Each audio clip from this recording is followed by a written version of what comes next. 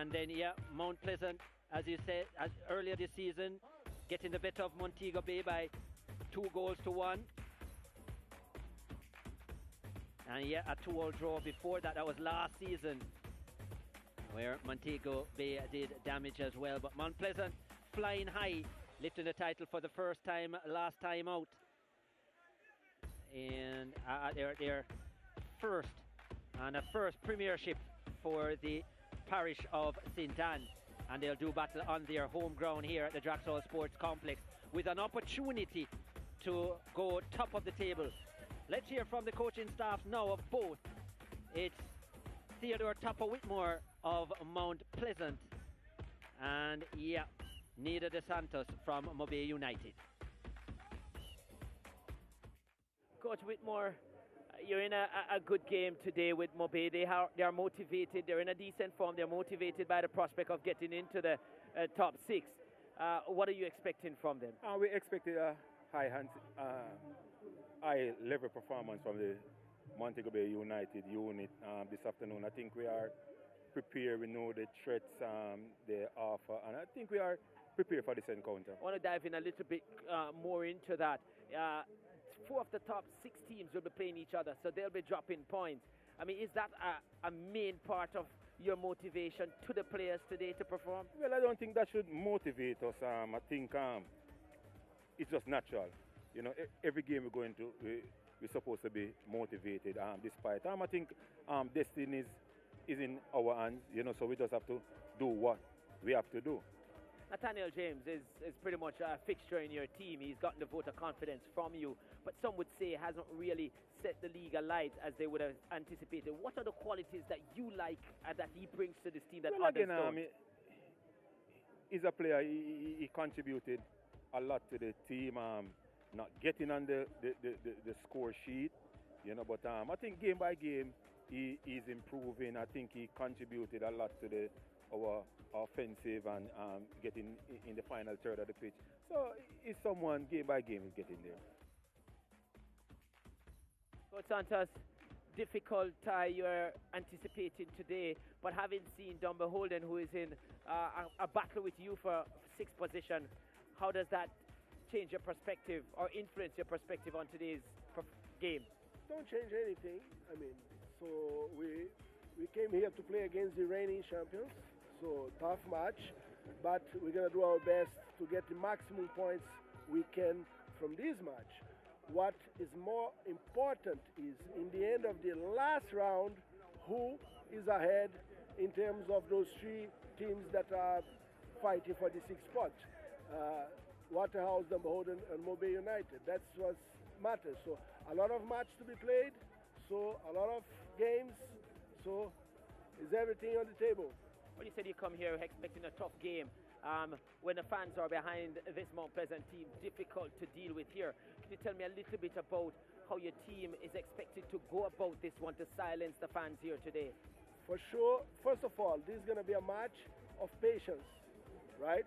So we have to be patient, to don't make mistakes and try as best as we can to hurt them in good football talking about. No Brown in the squad today. What's No, he's coming from injured. He's not ready yet.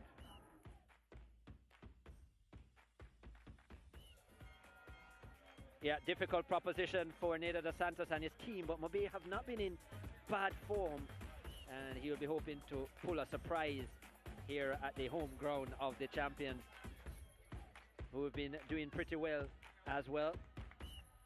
Mount Pleasant, the last time they faced defeat, Mount Pleasant, was on the 27th of December when Arnett Gardens beat them by 2-0. Ligier Williams is here with me, and Ligier, Mount Pleasant did get the better of Montego Bay earlier this season. It was not an easy match by any means, and you'd like to think that now Montego Bay are in a better place than where they were at that point. Yeah, most definitely. The additions to the squad have helped their cause so much, in addition to the quality and the consistency that they have displayed as of recent as well. So I do think this Montego Bay team is a completely different proposition, and I think even though that game was tough, this one will be even tougher for Mount Pleasant. But I have to put in a but in there. If any team is well enough equipped to deal with tough games. I think it is Mount Pleasant unit. I've said at length previously that they are the most talented squad in the league, and they have that at full display now. Devonta Campbell back on the bench, one of the more exciting wingers, one of the more exciting players in the league. Not to mention that the quality that they have in midfield, how they overload those areas as well. So this Mount Pleasant team is no joke, but Montego Bay United, they've been playing good football, tough football, and I think that they can offer up a real challenge to anyone that they decide to face or anyone that they do face over the coming weeks. And of course they have a lot to fight for as well, trying to get into that top 6. They saw one of those top 6 rivals going and get a win. We speak about Dumbo holding their 4-2 win right before this game as well. But Mount Pleasant, they have a lot to fight for also, so this game is going to be a really good one, I think. Yeah, Montego United, 2 wins out of their last 3 matches. They haven't conceded a goal in their last 3 matches as well. Montego Bay. Well, I mean, them not conceding a goal is maybe on a bit of a technicality. That Humber Lion result that was turned back into their favor, and I think really helped them out in terms of getting into that or staying in that top 6 race. They would have been 4 points behind coming into this weekend. Now they're only 1 point behind coming into the weekend. Of course, now 4 because of the result for Dumbo Holding. So they need to win to keep pace. They still have to play Dumbo Holding Waterhouse again. But this game is about as tough as it comes. Mount Pleasant at Mount Pleasant. You know how tough it can get at the Draxall Sports Complex. Yeah, Mount Pleasant 8 match weeks without defeat. They're on a good trend, as you would say, and including that 5 wins out of those 8 matches for Mount Pleasant, the defending champs. So yeah, both teams in reasonably good form, but Mount Pleasant, with the depth of squad that they have, would be expected to execute a victory here on their home turf. They'll be going in with an unchanged team as well from what the squad list shows, as we look at that later on as well. But yeah, lots of quality still in this unit for Montego Bay United, and none other than, of course, Wayne Gordon as well, who so much talent at the top end for this team. Brian Brown, as you said in the interviews, Leger, as Dwight Jeremiah did interviews and found out that Brown out with injury. That, I think, is a big miss for Montego Bay United, because both himself and Gordon have played very well together. Both former Golden Boot winners, both very experienced. Almost 80 goals between them in terms of Premier League football. So yeah, how much will they miss him today? O'Shea Nation in charge of this fixture as the teams walk out for this big encounter. Montego Bay, a chance for them to close the gap on the top 6. They currently sit in 8th. Mount Pleasant, a chance for them to go back top of the table and leapfrog Cavalier into that position. How will it go at the Draxall Sports Complex? We've already seen a match here this afternoon that produced 6 goals and a very exciting second half. What will this one live up to? We pause for the playing of Jamaica's national anthem. Mount Pleasant fans, rise to the occasion.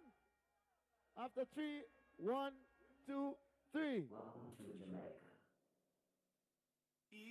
Eternal Father, bless our land.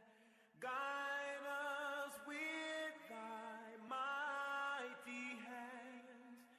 Keep us free from evil powers. Be our guide through countless hours. To our leaders, great defenders, grant true wisdom from above. Justice, truth be all forever. Jamaica land we love.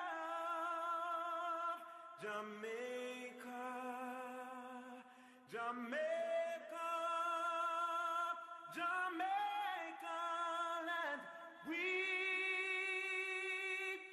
love.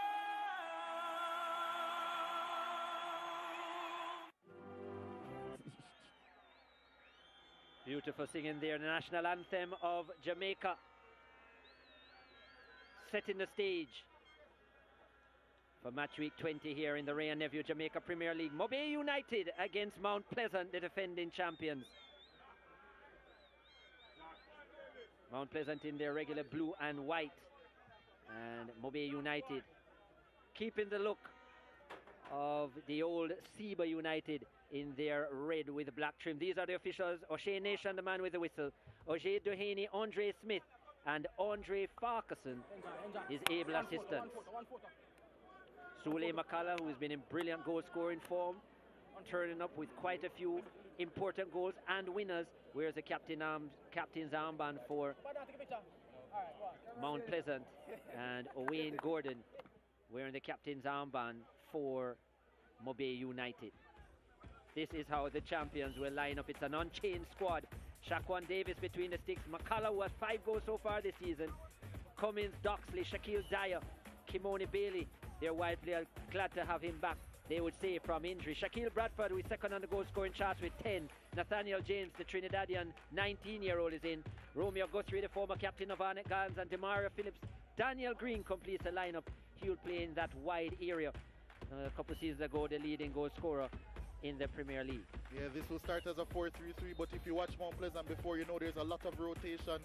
So much we see Cummings going down on that right-hand side. Their captain Sule McCullough inverting inside. So much rotation and movement with Mount Pleasant. This Montego Bay United team, they'll have to be very live to that. This is how they'll line up. They'll be playing with a 4-2-3-1. William Ferreira between the sticks. Hospitales, the Trinidadian as well.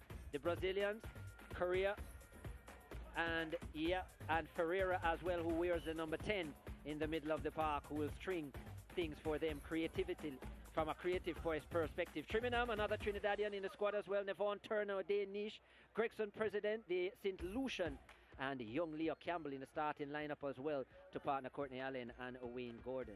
Yeah, we're going to see maybe not as much rotation as we would see with Mount Pleasant, but this formation we're going to maybe see Jordan Fletcher come in field a bit more. We're going to see much more rotation, especially from Ferreira when he drops deep to try and get more touches on the ball. He's a Brazilian player after all. That's what they thrive off of. So Mount Pleasant, their midfielders, I think, will have to be very proactive in how they deal with him. Demario Phillips, it looks like, who's starting at the base of their midfield. Yeah, Jordan Fletcher listed on the squad sheet playing in that right wing position, which is more of an advanced role, but I wonder if he'll actually be that lone striker up front. Very happy to see him there instead of in the midfield. I know Neda dos Santos did use him within the middle of the park, but I don't think that's his greatest strength, Jordan Fletcher. He's a goal scorer.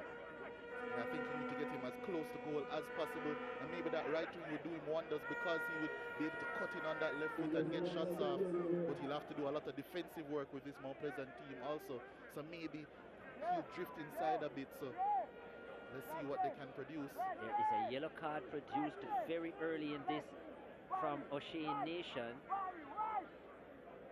Just 40 seconds gone, and O'Dane Nish, it seems, is into the book. Wow. It's not, it's actually Correa. Lucas Correa, who is gone into the book early. Yeah, and getting a yellow card that early when it comes down to playing this Mount Pleasant team that have so much movement in that midfield area. You'll have to be very careful with his challenges for the remainder of the game. Brazilian into the book early, not a good sign, as you said, especially in the defensive midfield role, as this is launched forward looking for Fletcher.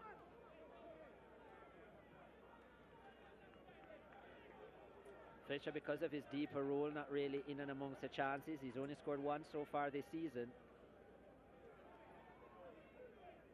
But with Brown out, I'm sure it's required for him to play in that more advanced position.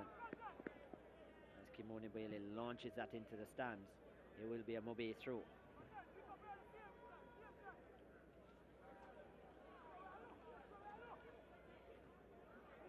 So as you mentioned, Chris, Montego Bay United more resembling the Seba of old, and their upturning fortunes have come with them donning the kit that takes you back in time. Topper Wood, that's the coach of Mount Pleasant, would recognize them so well, having represented Seba. almost like a legend in those parts. Let me not say almost like, definitely a legend for sure. in those parts of the world. Ball into the area, over the head of Allen. And shouts of handball, nothing doing.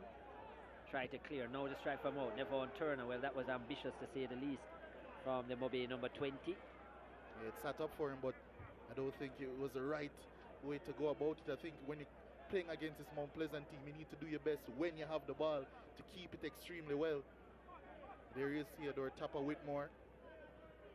Knows all about the Mobe culture and how they want to play football. Early on, we're actually seeing Jordan Fletcher maybe a little bit more central.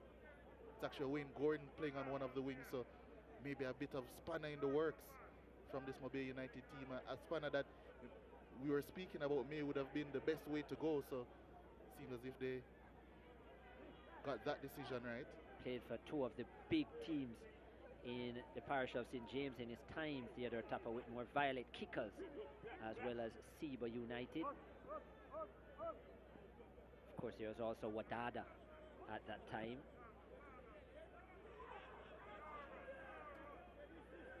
Not as many teams flying the flag high for the western side of the country nowadays in the Jamaica Premier League, but Mobe United keeping those hopes on their back.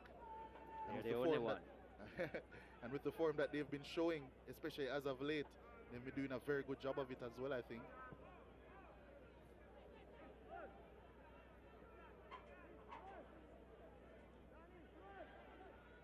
Here's Mount Pleasant, have made the parish of St. Anne very happy and proud, winning their first Premier League title last season. Doing some defending now as that ball is put into the area, and Doxy's illusion is there, but then the strike is on target from Ferreira coming in. John Claudio Ferreira, and it was on target, but Shaquan Davis was down early. Usually scores from a dead ball situation. Does Ferreira 3 on the season, but not this time.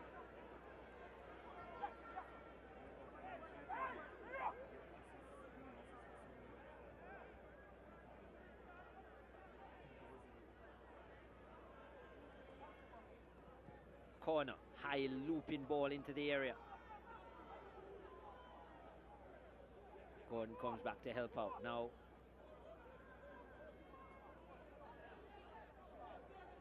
Hospitales inside to Gordon. Here is Gordon. Shouldered off the ball. Not many people can do that in the league actually, but there's definitely one man who can. Here's Neda dos Santos, the Brazilian head coach of Mobe United.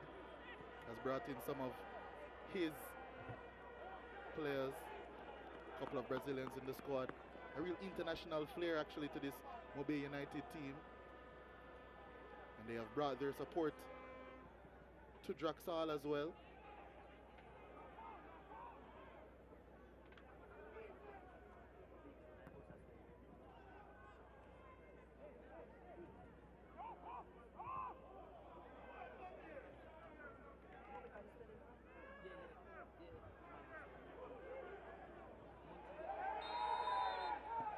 Whistle on the play from O'Shea Nation. Owain Gordon causing problems on the left-hand side, and he's brought down by Cummins.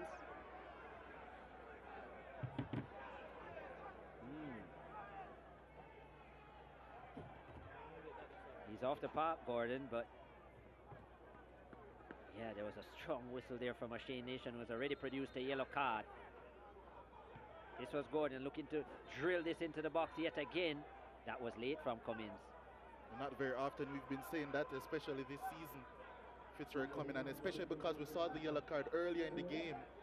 I'm quite surprised that maybe, it was a yellow card actually. I was about to say I was going to be a bit surprised that referee had given one out as well, and I think it's always a bit dangerous to give early yellow cards because you set the precedent to then every time a tough tackle comes in that you have to give in one. I was just about to say that he had set the precedence earlier, so he has to produce it now, and he has.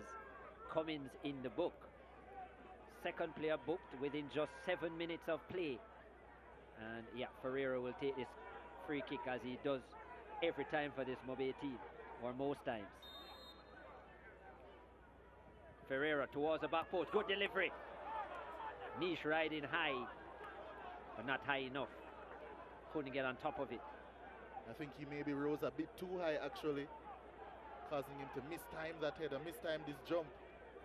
Wasn't the best marking also by Mount Pleasant, leaving someone of his stature free in the box.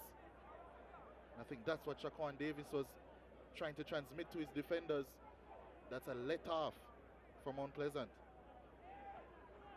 Yeah, and I just want to go back to the point of the yellow cards. I've always said that to a really good referee nation is, but I just think sometimes it's the card that he uses to control the game, to just make sure he has a wrap on it. And I think maybe as good as he is, maybe to employ some other game management tactics as a referee. But yeah, you can end up spoiling a good game.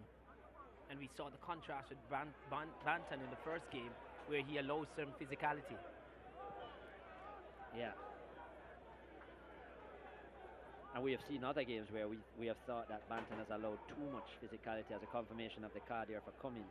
So as you said, it's one of those, it's a thin line as you said, but definitely agree that sometimes O'Shea Nation a little too flashy with the cards and probably just a proper talking to. This game is going to be a tough one. I'm not saying that some tackles don't deserve yellow cards, but you want to try and keep 22 players on the park if possible. And you're going to have the odd challenger or two that, you know, is tough. Case in point. Interesting there with Bradford taking a knock, not necessarily, but you see the kinesia tape on the inside of the thigh, but he's carrying a slight groin injury. And starting out there in the chat off here, the technical team is keeping an eye on him to see how long he will last in this game, but he's carrying a slight groin injury. Yeah. Feels the wrath of O'Dane Niche as well.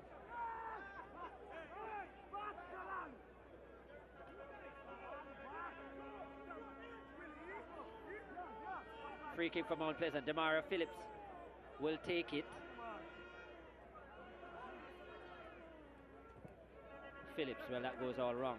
Kicks the ground before the ball, and it will go for a goal kick. Yeah, anticlimactic. Yeah, that's not the quality that we're used to from Demario Phillips from dead ball situations.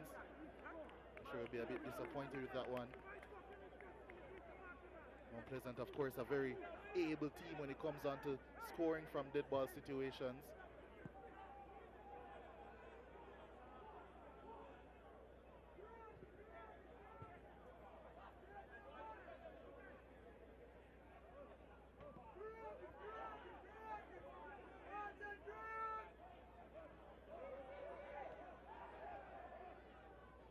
Well done by Duxley to calmly head that one back to his keeper, Shaquan Davis. Duxley, another versatile player, someone who will step up from that centre-back position into midfield as well. Modern-day libero. Of course, we've seen so many of the greatest players in football history be able to do that. None more eloquent than maybe a Franz Beckenbauer as well. R.I.P. to the Kaiser also. Recently passed away. Matthias Sama, another example.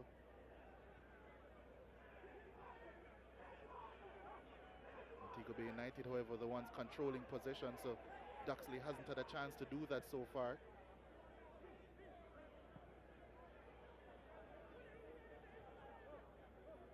Be with the possession. Nice link-up play. Here goes Turner. Can't keep it. Good pressure on the ball there from Mount Pleasant. Always 2 or 3 players swarming around whichever player has the ball. Back to Davis, who's very good at his feet as well. Pass, looking for Green. It's a good one. Can't keep it in though, Daniel Green. Bay United, they have only ever defeated Mount Pleasant once in the history. And it was back in 2019, a 1-0 win.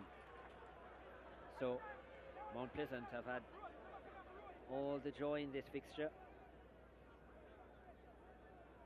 But you have to give them a lot of credit, Montego Bay United, for coming here and taking the game to Mount Pleasant, they're the brighter of the two teams, but we've seen Mount Pleasant in this position before, and though not playing fluently, they find a way to weather the storm and then get the result. But Montego Bay really has been brave in this encounter, the opening 13 minutes. The last two matches between these two teams are the closest it has ever been. Of course, it was a 2-1 win for Mount Pleasant last time out after going behind a Johan Weatherly strike. And then Mount Pleasant fought back to win 2-1. The game before that, the last game of last season, they drew 2-2. But before that, big wins for Mount Pleasant. Montego Bay United, no real match for the defending champions. So a lot to prove here for the team from the West, who have the bigger resume, not the better form. Asking a lot there of Allen, but he's quick. Can he keep it in? Not enough. Not quick enough, Allen. Out of play. Goal kick. Mount Pleasant.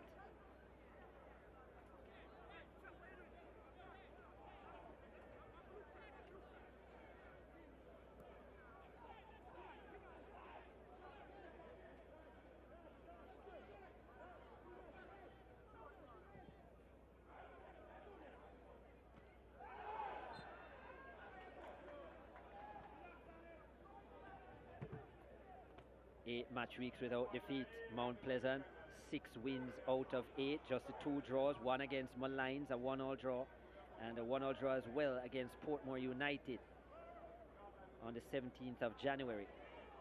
But apart from that, it hasn't been the most fluent of wins, but they've got the job done. Case in point, last match week's 1-0 win over Tivoli Gardens wasn't the best performance, but yet finding a way to get the big 3 points. And their captain big in those moments. Yeah, he has been and has tended to be, especially over the last 1.5 or 1 3/4 seasons. Sule Makala scored a goal in the final last season. That led to the championship. 2 goals, in fact. Sule Makala. There he is, shepherding that one out of play. Yeah. Played right back in that final and most of last season, but has been deployed at left back this season, mostly due to his ability to drift inside. Haven't seen too much of it. As I mentioned, same issue with Duxley as well.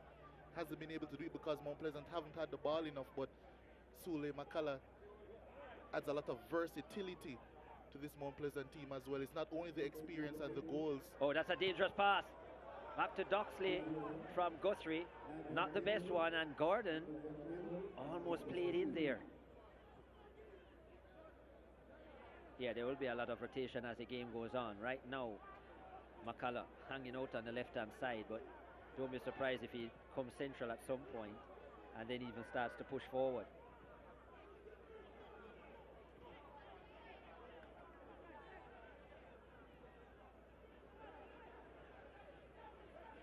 Here you see the rotation. Bailey coming into the middle, then going wide. Then Phillips taking over. Long searching pass for James. Doesn't actually get to James though.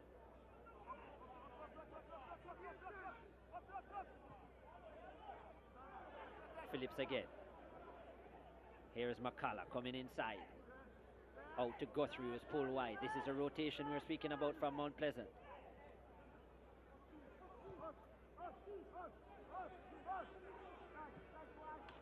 Dyer wide to Green. Green's first touch isn't a good one. Yeah, gives it away, and a high boot as well. Free kick to Montego Bay United. Just about 16.5 minutes gone. 0-0 still the scoreline. Download the SportsMax app today from your Google Play Store or the Apple App Store, and check out your favorite sporting content on the home of champions. Lots of players, lots of fans in the house this afternoon. I'm sure most of them watching the SportsMax app as well. Fans tend to like to watch live as well as to check the replays and so on their phones. Not only that, Chris Taylor, maybe they like to tune in to hear the world-class commentary that you offer as well. So too do I, Jeremiah. I'm not one to toot my own horn, so I won't mention myself. Yeah. No, he just did. But yeah, you're right. And there's something interesting that I've seen here from Montego Bay as they come forward. It's just the way that their formation speaks about a 4-3-2-1. But when you look at it, in their central midfield position, Korea and also their number 21 president are very critical to how they play. Now they shield the back four well, but when they go on the attack, so often we see president going forward to join that front three or front four, and he causes the problem for them. That back pass that we saw that almost resulted in a chance for Montego Bay, because he vacates that position, goes forward on the press, and so there's some level of rotation taking place in there. I was about to say to you that President has a big engine on him, as that strike is just wide from Guthrie as he called Ferreira into action there.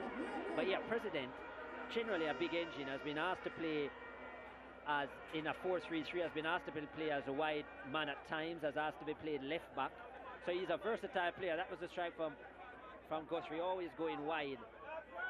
So in essence, in attack, they just keep one of the holding midfielder back, but he not just flip the script and become too attacking mid. He goes as far as to join the front press, and that's creating some problems for Mount Pleasant, who normally would have numbers up at the back. And I think that also aids in how they press as well, because maybe Ferreira doesn't quite have the engine that he does to get up and close players down. In addition to that, Ferreira also likes to drift, as this man does as well, Daniel Green, but couldn't get the space there. And Mount Pleasant lose that ball on the occasion, and Montego Bay United try to go forward again. Fitzroy Cummins handles well though. It's broken up. There's a long searching pass from Fletcher. Doesn't come off though, and now Phillips. We've seen quite a bit of it in the middle. Now wide to Bailey. Bailey, that's a high boot from Bradford. Bradford saying that he didn't make contact, but I think that was irrelevant. His boot was too high, and studs exposed as well. Dangerous from Bradford. And a day Niche. I don't think he was touched though, Niche, but he might have been scared.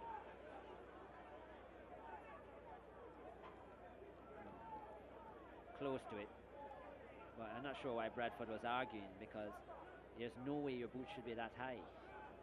I think what he's demonstrating to referee nation is that the player actually came down to his level. I was going to cut him some slack, but when I looked at it, the player didn't go down that low too. For his boot was still high. He dipped his head a little. Because I understand sometimes players go down to head a ball that is really not at the height, and then you penalize the player for putting the foot up, but really not on that occasion. I think it's the right call. Yeah. Ferreira. Inside now to Fletcher. Fletcher can kick them from distance. It's on target. But he's not going to beat a keeper of Davis's quality with that strike. Yeah, well, that one was swerving a bit, but I think the great starting position of Davis helped him out there. Didn't have to make any sudden movements when he wanted to make that save. So, as you mentioned, he's a great keeper, and a lot of that comes from having the right starting position initially to deal with shots, as opposed to making those fancy saves.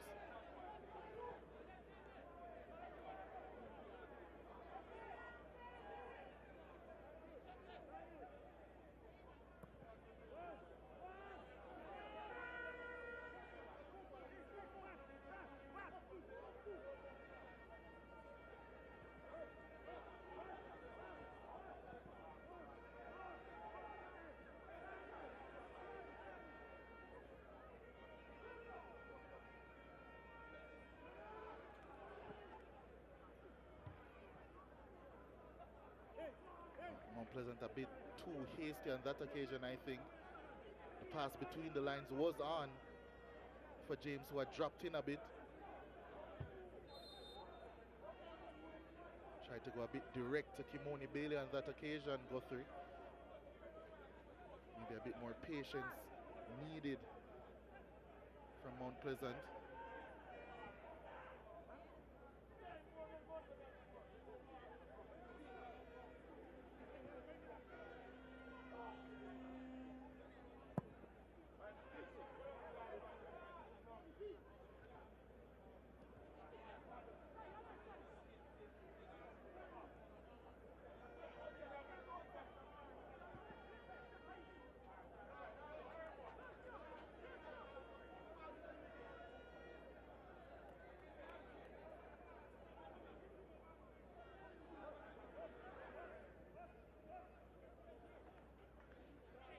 with all the advantage or the ascendancy that would say Montego Bay has been in, because they've really been the bigger of the threats here today.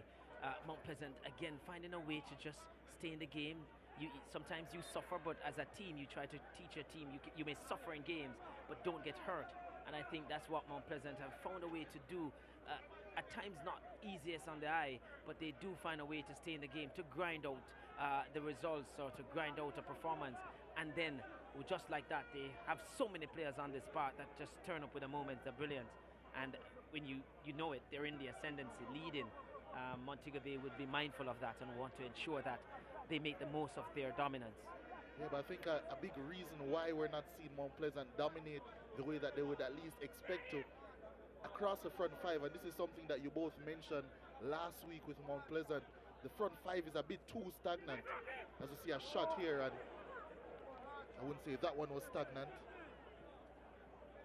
Certainly the furthest thing from it, but too often with that front five that Mount Pleasant like to have, the move into the 3-2-5 formation, and the front five, we need to see some of those, one of those or a couple of those front five players dropping a bit deeper to collect the ball. I think it's creating too much of a gap in between the midfield line or the midfield two that they would form and that attacking unit. And I was saying to I think Chris O'Donnell last week, as you said, we mentioned it, is that you don't want, in terms of the horizontal line, for more than two players to be in the same plane. I'll get back to that. But yeah, you don't want two or more players to be in that same plane, and that's what you're finding with them, and that's why the gap between midfield and them, because they're all in one line, and there's in that 5 vertical zone, there's not enough movement or switching off position.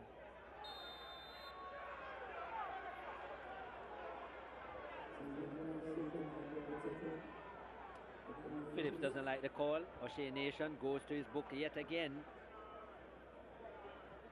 and Demara Phillips will become the 3rd player in this game already to be booked.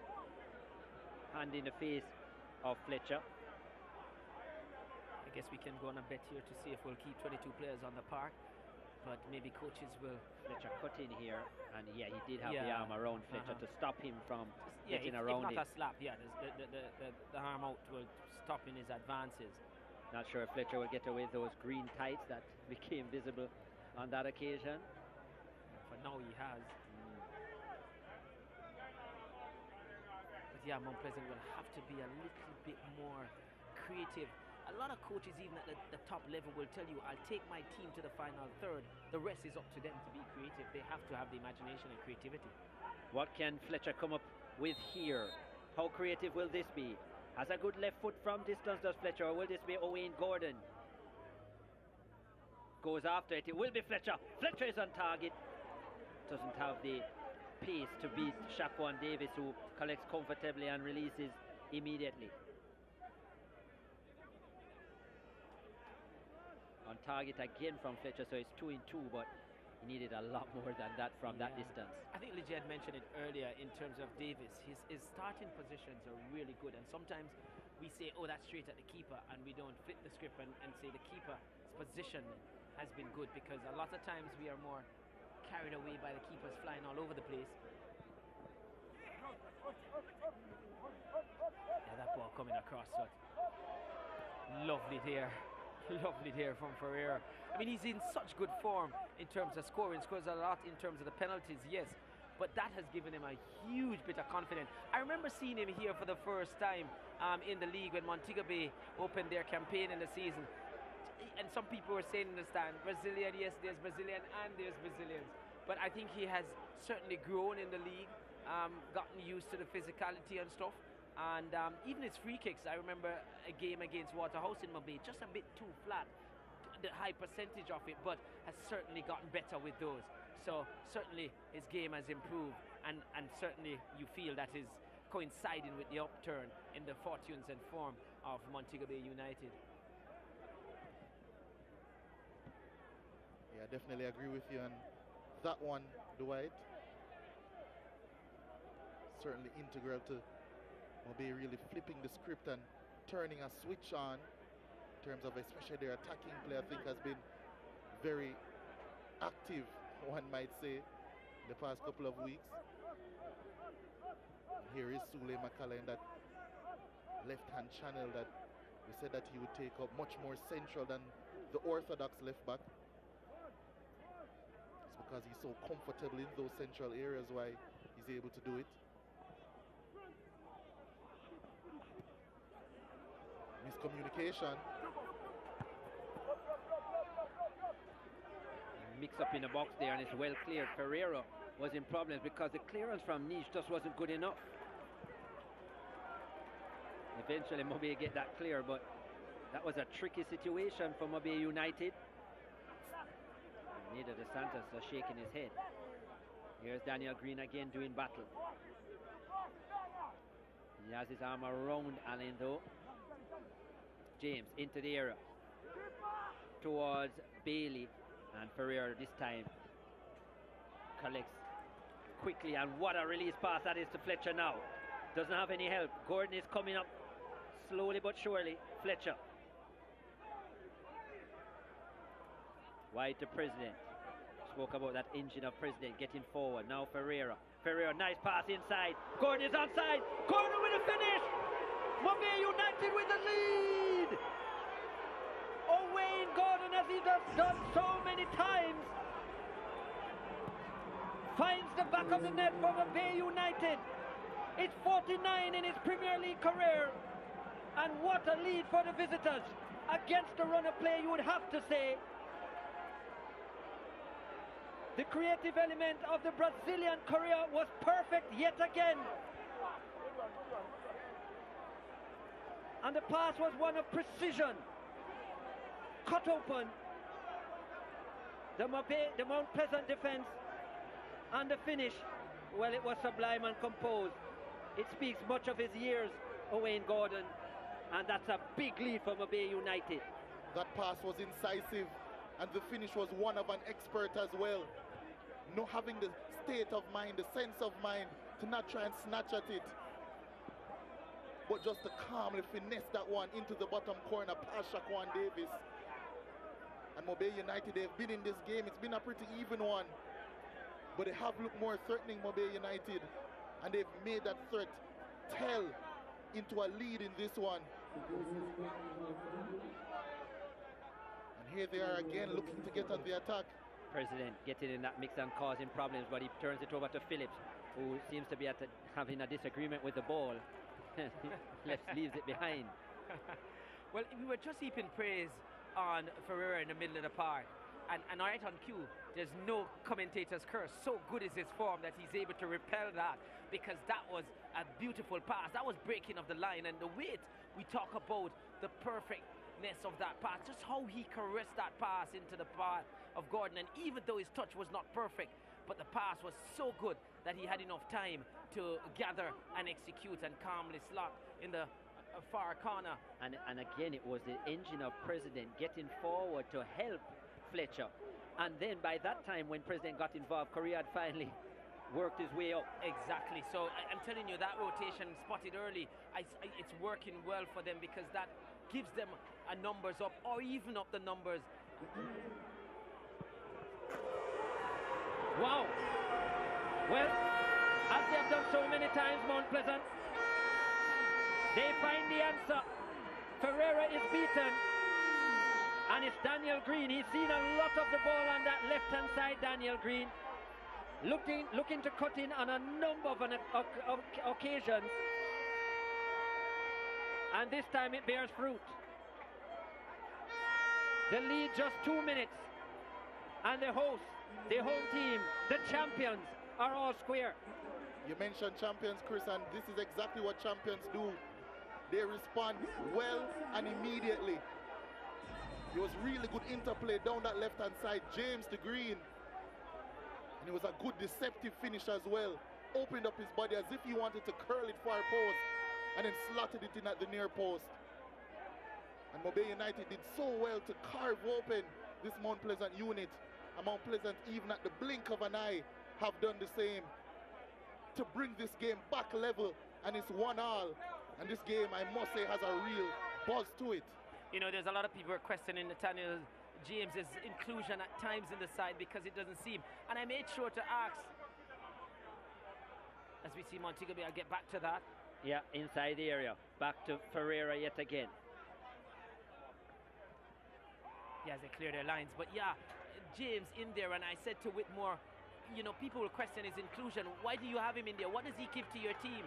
That is what he Lovely gives. pass. Here's James. Offside flag goes up, but I'm not sure I agree with that one.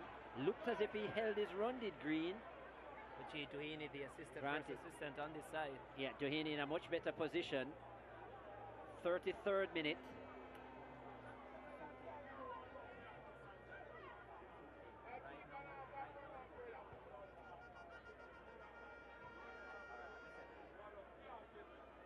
Well, Montego Bay United right back to the drawing board. Took the lead.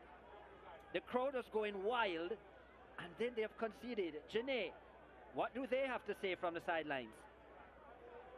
Yes, Chris, the vibes is right on the sidelines for the JPL fan spirit. I'm here with O'Shea. O'Shea, you're a big fan of Mobe. Talk to me about that goal a while ago, and then seconds after having Mount Pleasant scoring you guys. Well, I am feeling distraught, you know, because I feel away why we just score. Owen Garden, third goal for the season. Him just come back from foreigners. So good vibes that. And then a little bit after, Daniel Green come score. So, yeah, we don't really feel away because Daniel Green international too. So that for sure you say the league I get big because be an international ball I come back. See me I just a big Alba on bench. Me I say what? So you know the league at. So we just enjoy, you know, SportsMax. Big up everything I do for JPL. Thank you, man. Yes, yes. Well, if we look at Mobe on the table, some may call them a dark horse, right? They're not too close, but not too far from that top six. Talk to me. Do you think that they can make it in with the few matches that they have left for the rest of the season? Yeah, man. 8 not the far. Remember, say a 6 go a playoff, you know. And if I can count 6, 7, 8, 8 not the far from a 6. So all you have to do now is beat Mount Pleasant because them not hot, you know. See Claudia have a ball there, a hot baller. Foul, Mr. F. Well, you heard it from O'Shea. On pitch side, Mobe fans are very excited, but the Mount Pleasant fans, you know that we are on their home ground. So let's see what happens. Back to you, Chris, and Dwight and Leger. O'Shea looks like he wants to take the whistle out there from O'Shea Nation. A sprightly boy he is a friend of mine. I know him well, past student of William them as well, but a avid football fan. And he loves Montego Bay United, so yeah, he's going to always believe that they're going to win this one. But he's a fair guy. Last week when they lost on the pitch down Milan, he said that boy that was ineligible. He said, boy, he lit up the place down there. So yeah, he's fair enough, but right now he's 100% Montego Bay United. He was right when he said it was Owain Gordon's third goal of the season, 49th in his career as he does battle here. It's a hard hit in the back from Fitzroy Cummins, two big lads.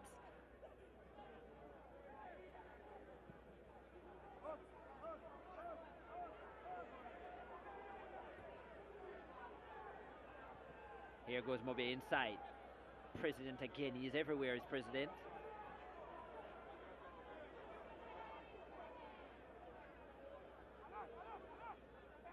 With that kind of name, I guess you have to be. Looking for Fletcher on this occasion, doesn't find him. Phillips, over the top, looking for Bradford, finds him. Now supported by the goal scorer Green, who found number 5 this season, Daniel Green.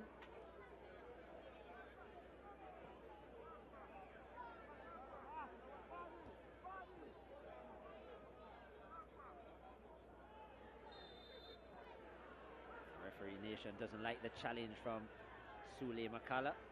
It will be a free kick to Mobe. 37th minute. Owain Gordon in the 29th. Daniel Green in the 32nd. 1-1.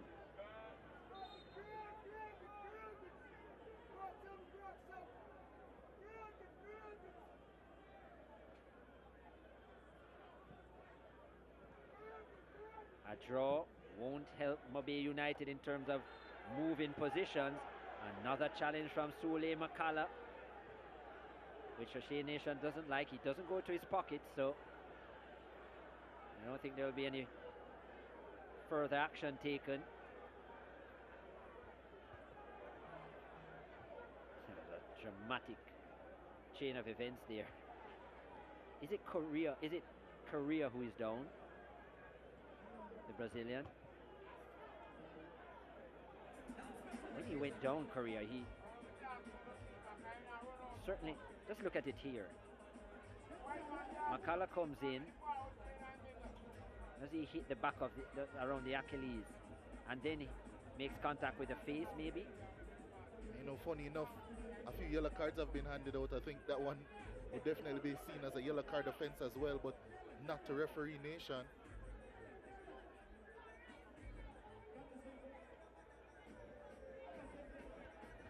An elbow to the face. And maybe McCullough is lucky to get away with that one.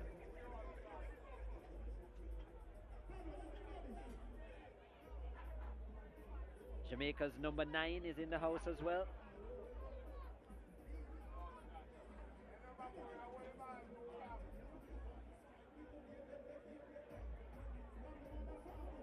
Reggae Girl. Free kick to Mobe. Good to see Lucas Correa back on his feet. It's been a pretty aggressive first half between these two. We've seen a few yellow cards, some hard challenges coming in. No surprise. Last time out it was a very close battle. 2-1 was the end result to Mount Pleasant. And I think Mobe United would think to themselves that they're in better form now than they were then. And I think the first 40 minutes has shown that. They've gone toe-to-toe with the defending champions.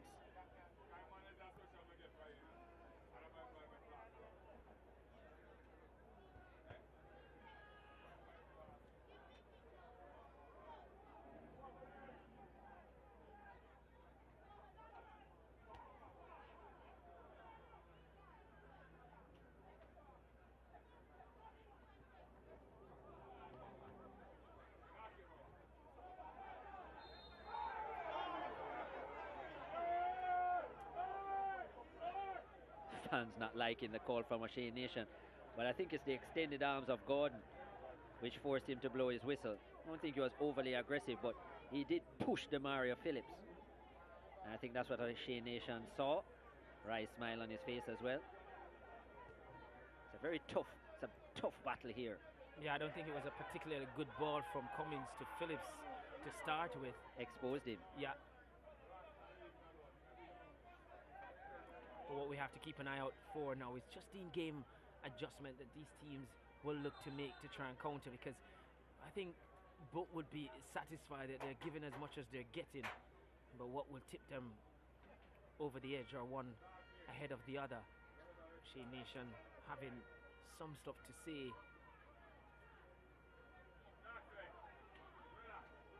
Some talking too.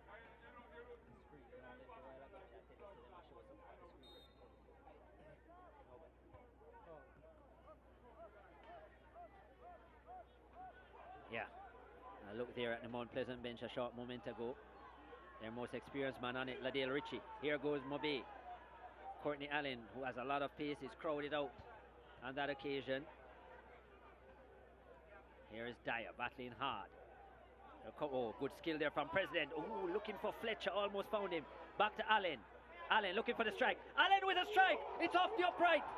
Shaquan Davis was beaten, but he was saved by the frame of the goal. And Mobe will have a corner. A close shave for the champions. Mobe really piling on the pressure at this point. It was good work from President again, who I think has been fantastic in the game so far. And they have been shy about shooting from distance. That was a good one, low. Drifting away from goalkeeper Shaquan Davis. Almost found the corner. About as close as he can get, Chris Taylor. Yeah, up the upright from Courtney Allen. And it looked as if it was a corner initially, but it was actually off a Mobe play, and it's a goal kick for Mount Pleasant.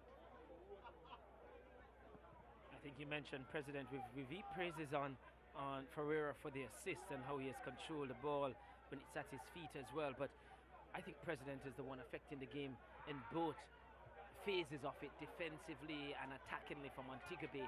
he's pretty much responsible, I think, for how they're managing to display themselves here today.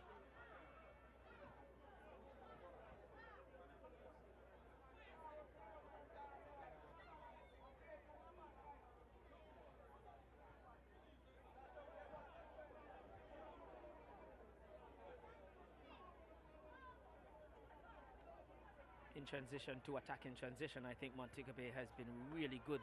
And the good thing about it is that they do have outlets, and even though Mount Pleasant, they do have numbers up on those outlets, because of their skill set, they're able to really find a way to really trouble this Mount Pleasant backline.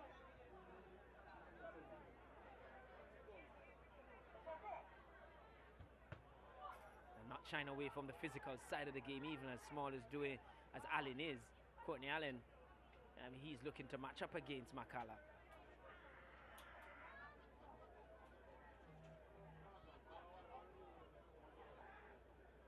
Just about 90 seconds to go in the first half. Assistant coach Davian Ferguson would be a little bit concerned by how well Montego United are playing at this point, although they found themselves back into it well. This is up just offside is Jordan Fletcher. Nevon Turner getting into the area on a rare occasion, and maybe he should have used the pass as a disguise for his shot, because Fletcher had obviously run into an offside position, could have just thought of him as a decoy, because it did open up for Turner. I think he realized that after. Montego looked dangerous going forward, and as I said, very dynamic in their play, especially with the creativity of Ferreira matched with the work ethic of President. I think that's what Ligia alluded to earlier, that we had mentioned even last week. You're seeing that from Montego Bay, much of what you'd love to see from Mount Pleasant when they go forward. Just the link-up plays and the interchanging of those zones. This is a pretty good interchanging here. It comes into Bailey. Bailey's cross is weak. It came off the body of Hospitalis. And again, Ferreira with a quick release, who will find Allen. That's a good pass by the keeper. And Allen, his touch isn't good, and then he commits the foul that was poor from Courtney Allen. Yeah, really poor passage of play there by Allen, because it was a good piece of distribution from William Ferreira in the Montego Bay United net. Always looking to get his attackers going as early as possible. The Montego Bay United custodian. Mount Pleasant, the scoreline is even, but I would be a liar if I said that the run of play has been as well. It's been a really good watch so far, this 45 minutes and counting, with 2 minutes of added on time that we're 30 seconds into.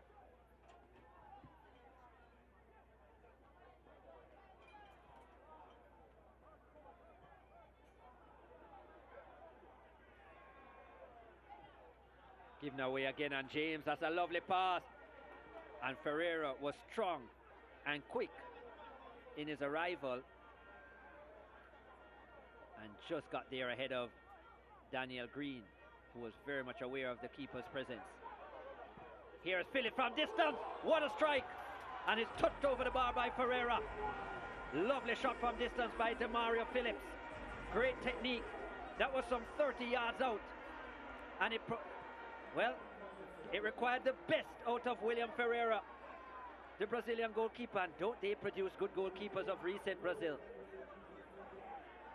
Talk about the best in the world as well. Two of the best in the world. Yeah. And he's looking to get among that list, William Ferreira there. He was going left, but the ball swerved right. From all the way to Jamaica Premier League, he's vying for that. That's a good advert for us. Corner for Pleasant.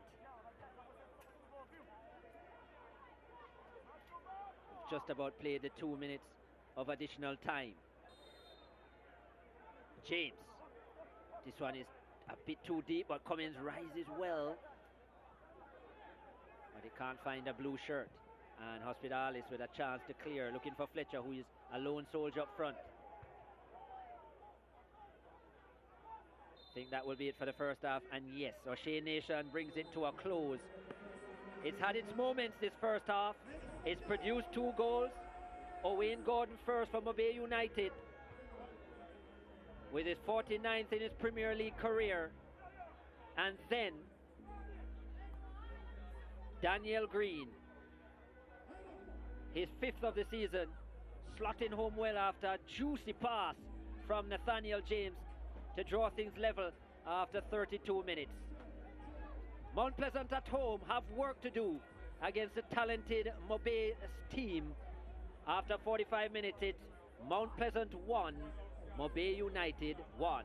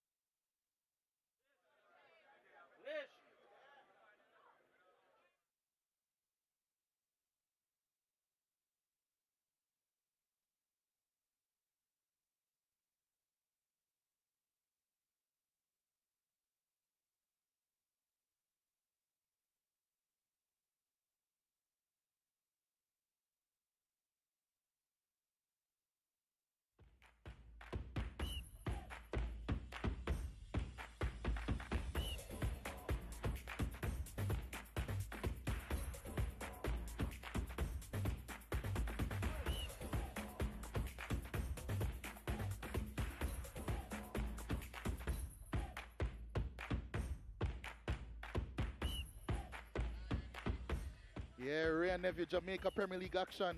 This has been an extremely exciting one. Former champions, Mobe United, against, of course, Mount Pleasant. And they are the defending champions. And it's been exciting, as I said. It's 1-1 at half time. And it's been really good action here at the Draxall Sports Complex. And if you didn't believe in it, it's been really good action. Here's some evidence. Montego Bay United, I think, have had the better of proceedings, especially in an attacking sense. And they got started pretty early. Here was the first attempt. Maybe that one was heading a bit off target from Ferreira, but Shaquan Davis still dived low to make the save. Mount Pleasant decided to get into it a bit, and it was Guthrie. He has scored a couple of bangers on that left foot. That one, though, drifting just wide. Montego Bay United got into it a bit, and it was the former Mount Pleasant man as well, Jordan Fletcher, who tested Shaquan Davis on that occasion. Then it was some pretty good build-up play by Montego Bay United and an excellent through pass and a finish just to match. Owain Gordon, the expert finisher, doing exactly what he knows how to do best. And that was a brilliant pass and finish, giving Montego Bay United the lead in this one. Shaquan Davis, I think he had no chance to get down that low in that short amount of time. And when we're speaking about a short amount of time, that's what Mount Pleasant used to get back into this game, and it was a really good finish as well. Daniel Green using his eyes, using his body movement after the pass from Nathaniel James to deceive Ferreira in the Montego Bay United net and slotted that one home to make this one 1-1. Really good finish. And Daniel Green showing off some good form. Montego Bay United still created some more chances, and it was President at the forefront of it. And this shot got off. It was Courtney Allen who struck the post. Low effort. And this was a huge effort as well. The Mario Phillips, what a save that was from William Ferreira, swerving all over the shop. What a stop that was. And what a half that was as well. Lot of action, lot of shots as well. 12 between both teams. Mobay United with most of them. 7 of those 12. 5 shots on target. 3 for Mobay United, 2 for Mount Pleasant. 10 fouls in the game. It's been a physical one. 3 yellow cards as well. And it's been 2 saves that have had to be made by Shaquan Davis, and 1 save has had to be made by William Ferreira, and it was a wonderful one as well. Mobay United with more possession, surprisingly. But after the first half, it's 1-1 in this one. And Janae, she always has her ear to the streets, her ear to the crowd. Let's see what she has for us now. Yes, in the streets we are with the fans for the Ray and Nephew fan spirit. I'm here with Kyle and Ramsey. Ramsey, you support Montego Bay United, and you seem to be a little bit on edge about the performance so far. Talk to me. Okay, so right now the match, we think it's an even match right now. It's 1-1, but we think at the end of the day, maybe they'll come out the winner. Well, if we look at the first half, they had a lot of the possession, right?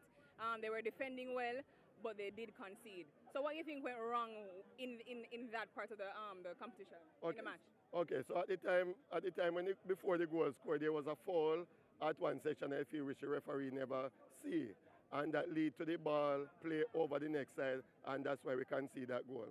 Well, I do see that Montego Bay United has brought in some players. We have Jordan Fletcher, we have Courtney Allen. They are up front, and they are trying to create some chances. Do you think that more chances will be materialized in the second half? Definitely. We are going to win this match 2-1. And 2-1? Yeah. Okay. Well, you heard it. Your opponent says that this match will end in 2-1. Talk to me about the match from a Mount Pleasant perspective, because Mount Pleasant, they are the defending champions. They have a lot of stigma at stake, right? So what do you think about their performance so far? Well, it's a fairly good first half. For the second half, I expect us to come out more, especially from the wide areas with Green and also Bailey. I want to see more in the game. And Bradford, he has a knock, but we'll get it. Well, something I recognized a while ago, you're calling a lot of names and good players at that, and that's something that Mount Pleasant has. They have options, right? Who do you think can come off of the bench and make the difference for Mount Pleasant? Well, in the midfield, it's kind of not so stagnant, so I would put on a ranking to kind of control the game more and get better passes out of the game going forward, so that we could actually exploit in the defensive area of the Mobay United team. Well, it's funny that you said ranking. He was a decision maker in that final in the JFL last year. But you've heard it from the fans. They are excited for this match. You said that it's going to end 2-1. Give me your prediction. Mount Pleasant 3, Montego Bay United 1. Okay, well, the stakes are high, and let's see what will happen with the JPL after this break. Stay tuned.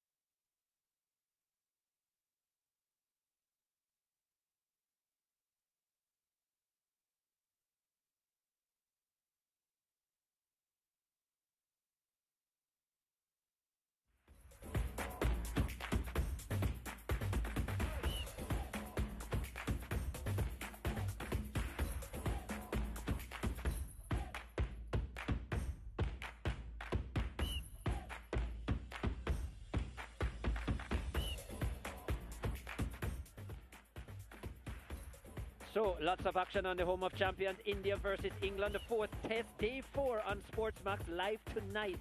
Oh, it's rather interesting at 11 p.m. Jamaica time, 12 in the Eastern Caribbean. India versus England, well poised, that match. And then La Liga on SportsMax 2 live on Monday. Athletic Club against Girona at 3 p.m. Jamaica time, 4 in the Eastern Caribbean.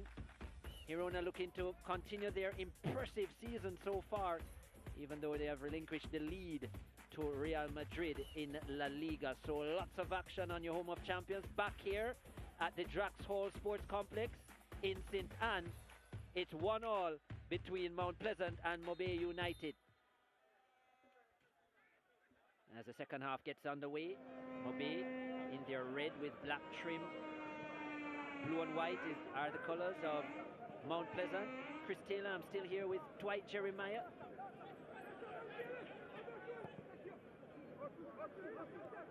And of course, Ligier Williams also here as well.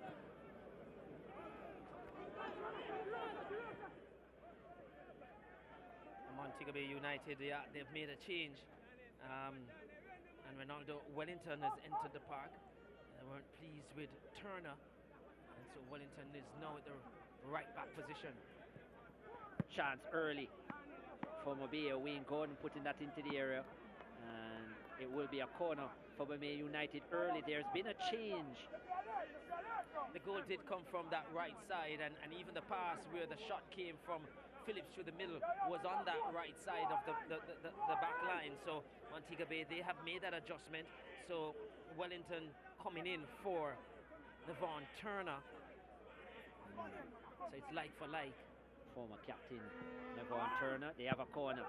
Can't beat the first defender, who is Demario Phillips. And then he wins the ball. Ferreira thinks he was fouled. Referee says no. Lovely turn by Bradford. And he's away, President. Well, let me tell you, he has some speed about him, Gregson, President. Good recovery on him there. He seemed to have lost out to Bradford just now, but recovered quite quickly.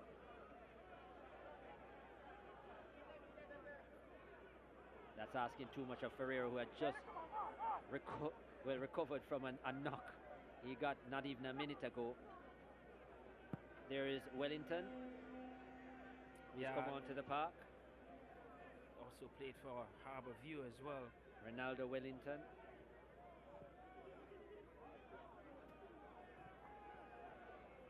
Twin brothers. Good coverage there by Dyer.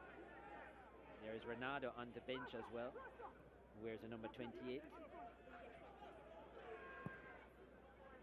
Calling into action here is Wellington. Takes it down well. Did wear the captain's armband at a point, as well did Wellington, when Mobay were trying to find their footing. Wellington shoulder to shoulder with Green, and then a late flag from the assistant referee. It's handball at a hand in the back. A hand in the back, not to the side. That's what he's referring to their nation, and supported by Jay Duaney. I actually thought it was shoulder to shoulder, to be honest. Well, he did demonstrate that it is, or demonstrate to them that it is arm to the back. So incensed were the bench was the bench of Mobay United, led by the Santos. Yes. Anyhow, the call wouldn't change. Here is Green putting Wellington under pressure, and I think that was dangerous from Wellington. Exactly. Turning his back on the play and allowing Green to come inside. Yeah. That's on turning his back, and when you turn your back and then you have to spin around, it always takes your body a while to get back that equilibrium, your eyes to settle and so on. And that's all that Green would have needed. You never take your eyes off that ball as a defender, no. He's lucky that Green didn't make good connection, because Green has scored quite a few from that kind of that's angle. Possibly why he's on the park, because Green scored from that side in that first half, and he was brought on. Good turn here from Bailey. Bailey. No surprise that he cuts it back onto the left foot. And then goes back to Phillips. His touch is a good Phillips. Now Fletcher flicks it on to Ferreira. Nation calls it back, tried to play the advantage. There was none.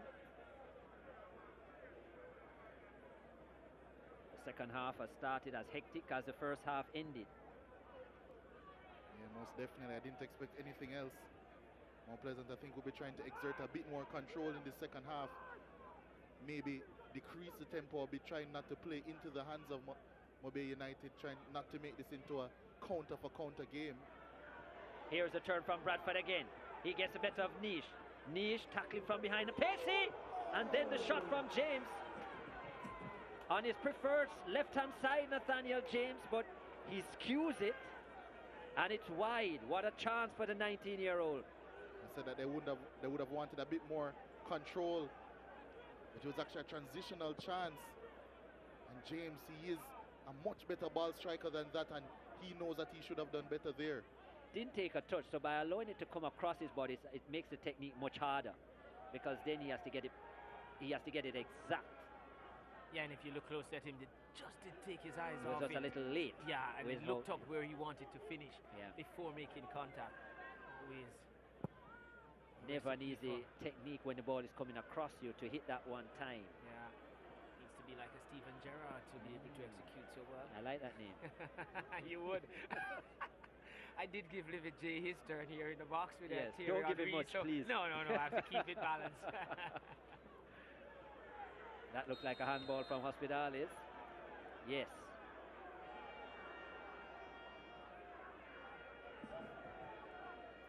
Nish needs to be careful as well. I noticed in his handling of Bradford, just being a little bit over anxious to get in on Bradford, trying to close him. Bradford has so much pace that all he does is turn him, and then Nish is playing second in the race. Or he's playing second fiddle because, yeah, just on two occasions now he's exposed the back line. He is quick, Nish, in terms of the recovery, but the form that Bradford is in, you just don't want to give him those yards. Free kick from Mount Pleasant. Phillips to take. Both himself and James over it.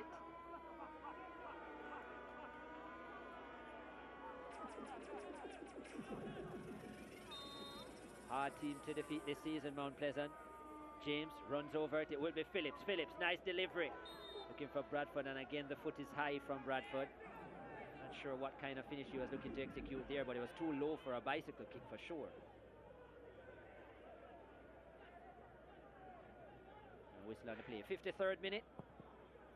Owain Gordon in the 29th. Daniel Green in the 32nd. The two goal scorers thus far. Over the top, looking for Green again, but the bounce is going to be too much for him, and Ferreira is out to collect. Still a nice pace to this game. Lovely pass by President. Oh, great skill, Ferreira! Oh, he's got to finish there. Showed the Brazilian flair by allowing that ball just to run across his body behind him. Great skill from Ferreira, but he needed a better finish. And Shaquan Davis came up trumps again. Look at this piece of skill. Oh, that was beautiful from Ferreira. Positioning was good though from Shaquan Davis, and a strong left hand to save. Yeah, he made himself extremely big as well. Not much goal to aim at, but still has to put that one. Maybe just wasn't confident in his left foot to put it, open up his body and trying to put it in that far corner. But it was excellent skill to create the space. Here's Allen again, looking to create another opportunity. Allen with pace, inside here. Allen on the left foot towards the back post. Ferreira was lurking, but not quick enough.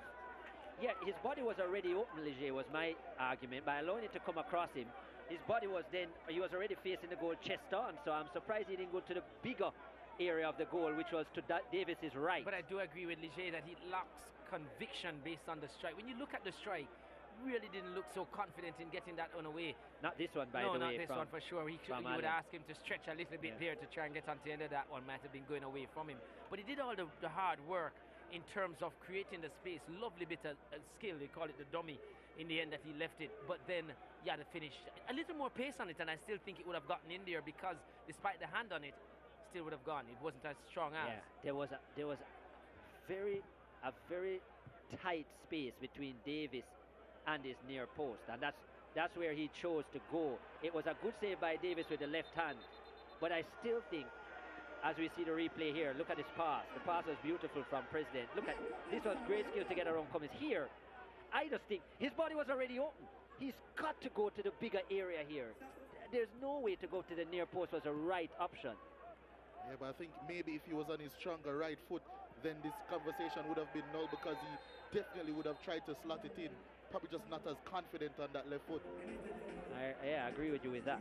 Yeah, and he was just trying to doubting whether what is his strong side. I was just thinking in terms of his thinking. Had he even gone for the far post and missed it, we would still have said, well, on his weaker side, you know. And in truth, he wasn't trying. I said if it had more pace, but he wasn't trying to hit it hard. You could see, he just wanted to pass it in there. I don't think he needed to hit it hard, but he needed to go to the bigger, the gaping hole in the goal. Or lift it a little bit. Anyhow, good save. Good all from Davis play in the end, yeah. Must be noted again that pass from President, who I think has been really running the midfield show for both teams, really has been the best midfield on the park for my money so far in this one. I'd go as far as saying the best player so far on the park in terms of what he's doing offensively and defensively.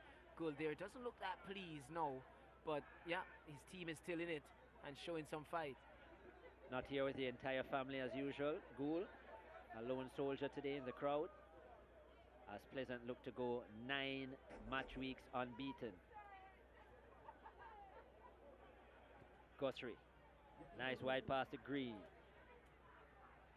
Good challenge coming in from Wellington, but he can't prevent the corner. And at the moment, the live scores, neither of the top 4 teams, teams in the top 6 that are in games now taking advantage, because Tivoli and Portmore, they're locked at 0-0. And this one 1-1. Waterhouse, they have, for the live table, regained their position. They're now leading Umberland by 3-1. And Veer having a rout over Limehall at home, 4-0 so far. So there's a lot at stake.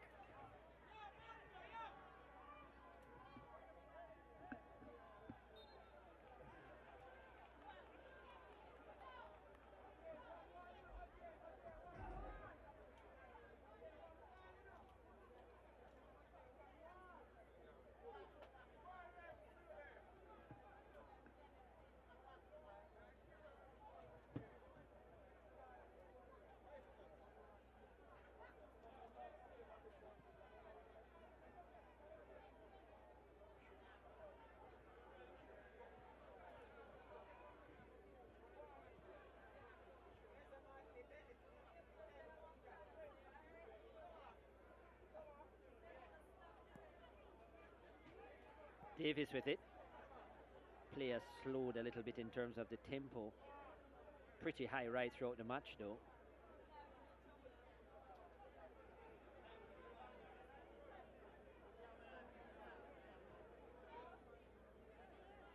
Doxley.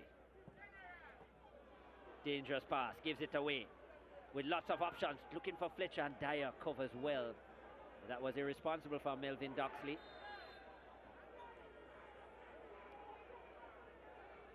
Can't play a ball like that right through the middle of your defense there. Yet another yellow card issued, this time to Romeo Guthrie.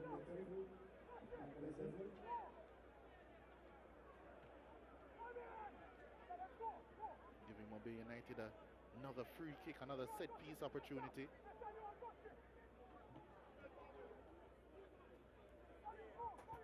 Yet another yellow card shown by O'Shea Nation.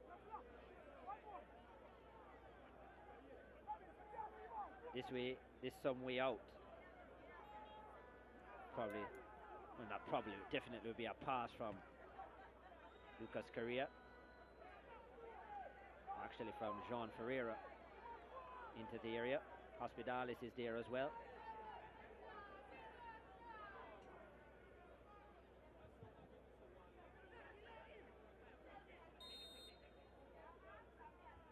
Hospitalis this time takes it with the left foot out wide to Allen.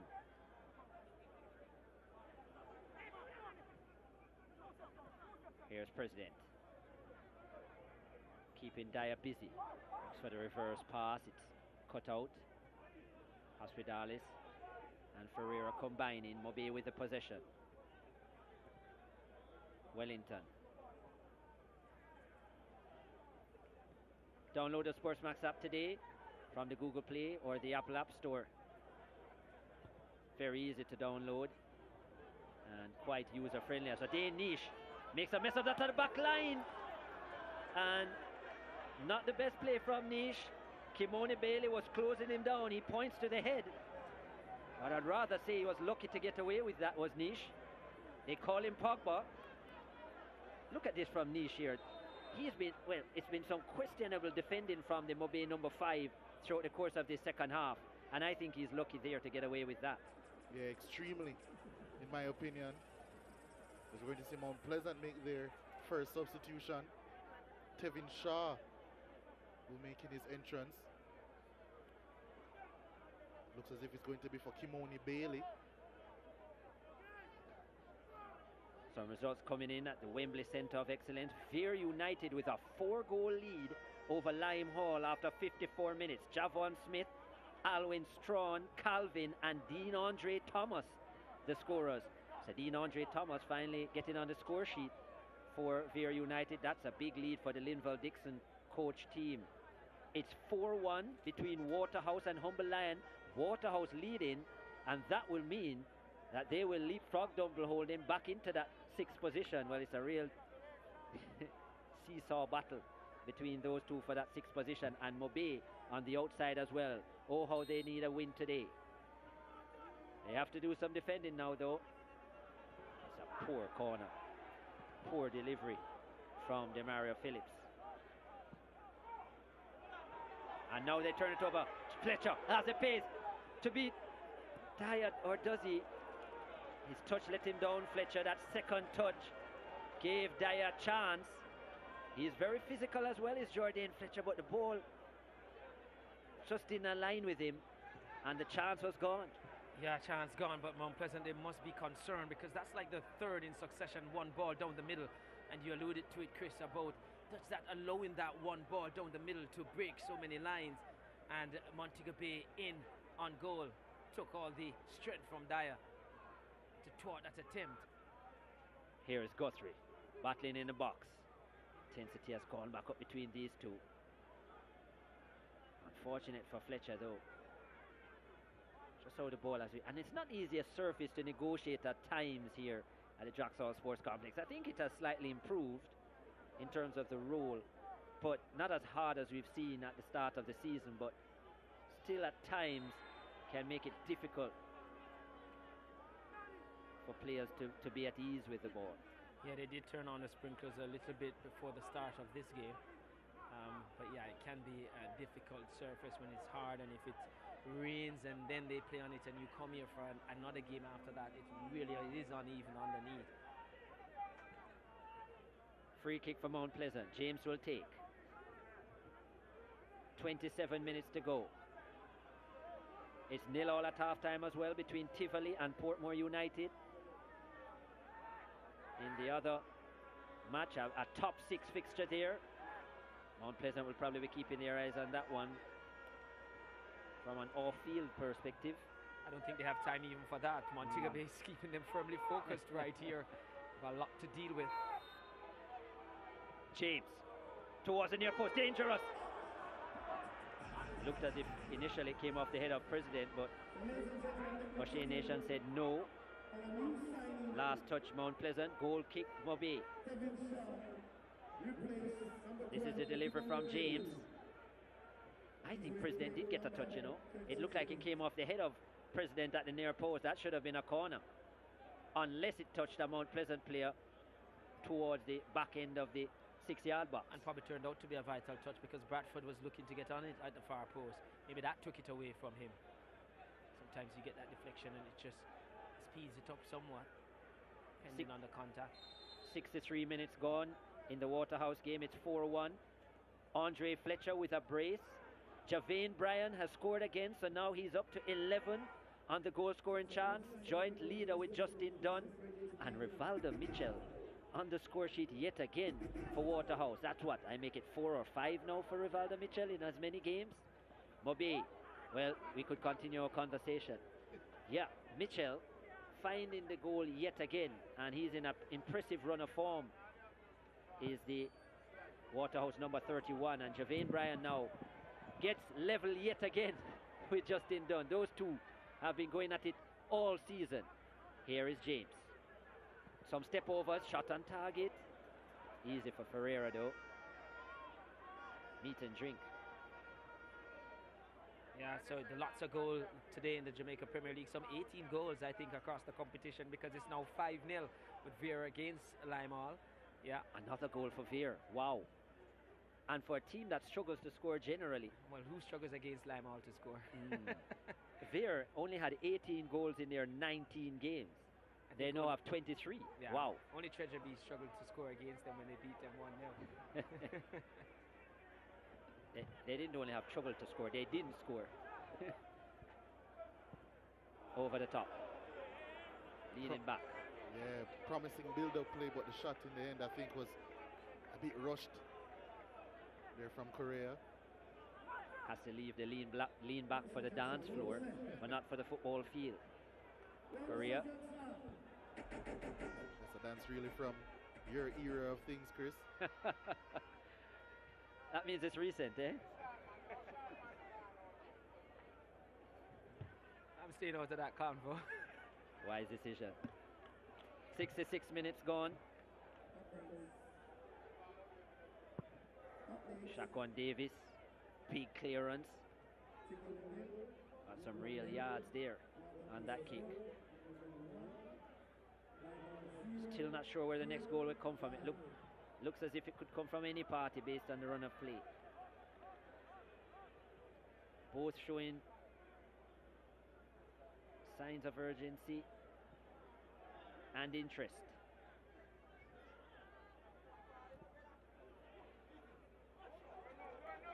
President, with his pace, he'll keep that in easily. The cross is disappointing, but out for a corner. Another chance for Mobe to get their big centre backs forward.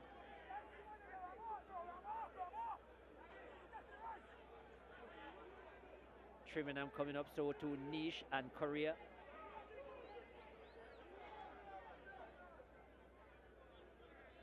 What can Jordan Fletcher provide?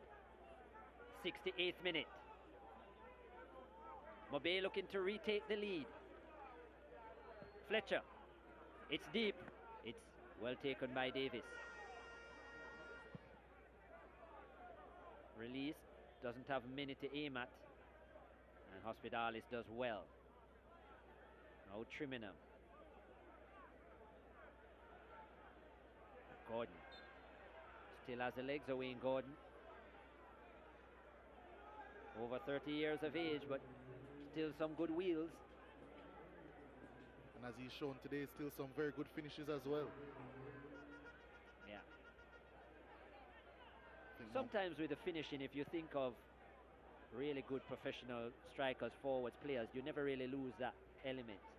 I have seen players retire for 10, 15, even 20 years, and when you give them the ball, they still have all the touches that they have. They just don't have the pace, the legs, the fitness. Here he goes again. Forced back.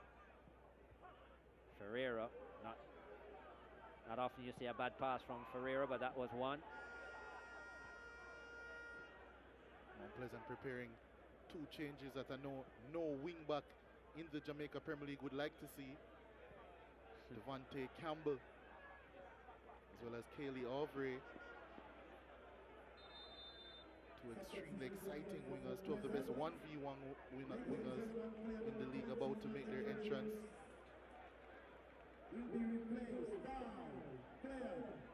So the changes are going to be made for Mount Pleasant. Kyle Aubrey and Devontae Campbell.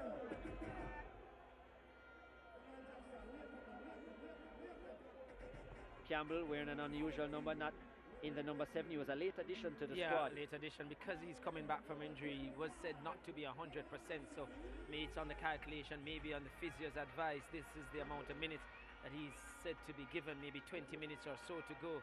Got 3 out, and Aubrey, we certainly know what he James does. out as well, so one training for another. Aubrey, multinational, born in France, Trinidad parentage, but has played in the US nationality as well. Tell you what, it's one person they want him to be, one type of nationality, if it were. Just be a Mount Pleasant guy, that a hero for them today and win them this game. Yeah, two very pacey players. Yeah, there's time to come on. Yes, Wellington came on in the second half, so he might be a bit fresh, but Campbell even more so. I know Aubrey is frisky, but the raw pace of Campbell, look at that there. And even Wellington, who is young and quick, struggling there. Yeah, so it's going to cost a lot of work. We saw President again coming across to doing some help, to give some help to Wellington, but yeah, it's going to be a rejinx, and Mobe will have to decide how they deal with them in the wide areas. Here goes Campbell again. Trimingham is across. What I think will happen though, just as Trimmingham coming across and we see President coming across, it will free up some space inside. They have to look for that ball inside, but players inside have to be ready to receive, because that could be a ploy for them to get back into it.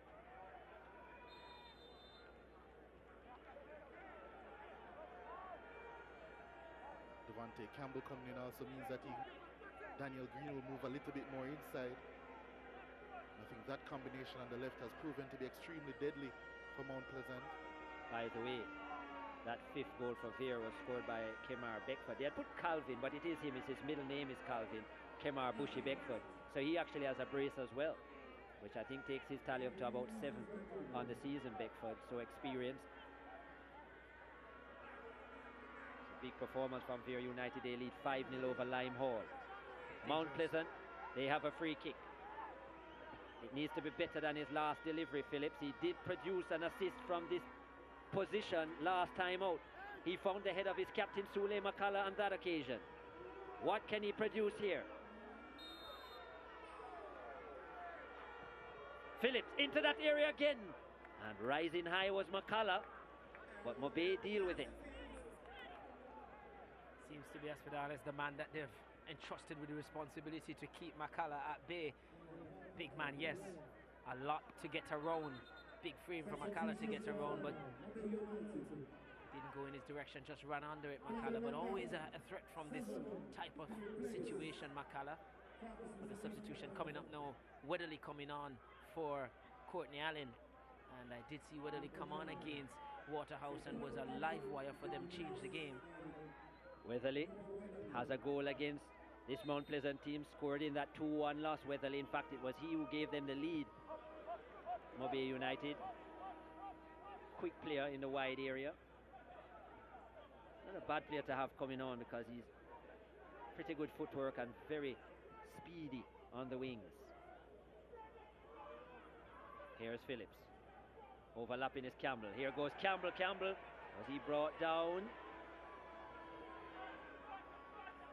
For a moment, their nation thought about blowing the whistle. I think what he calculated is that the ball was already gone.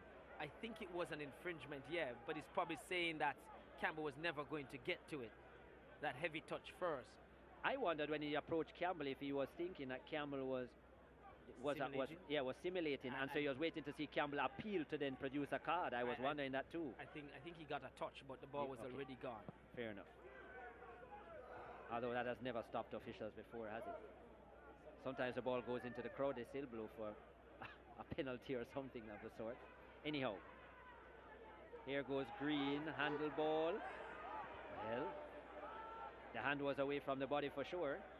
Anyhow, they still have it. Here goes Green again. Across to Phillips. Phillips, no communication there.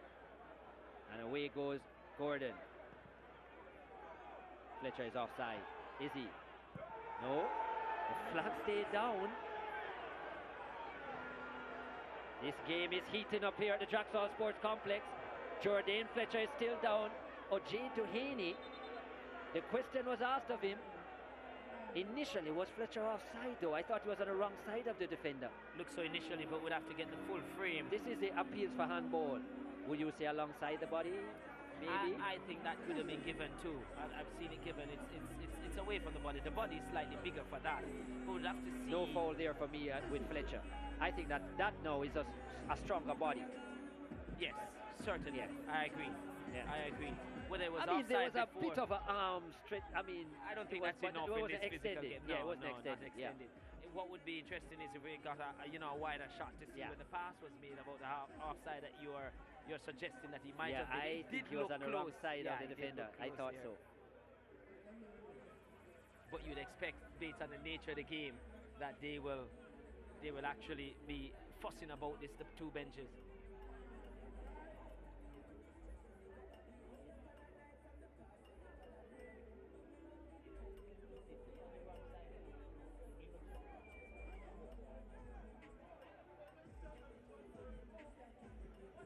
Fletcher is still down, getting attention to his shoulder, and it's still 1-1.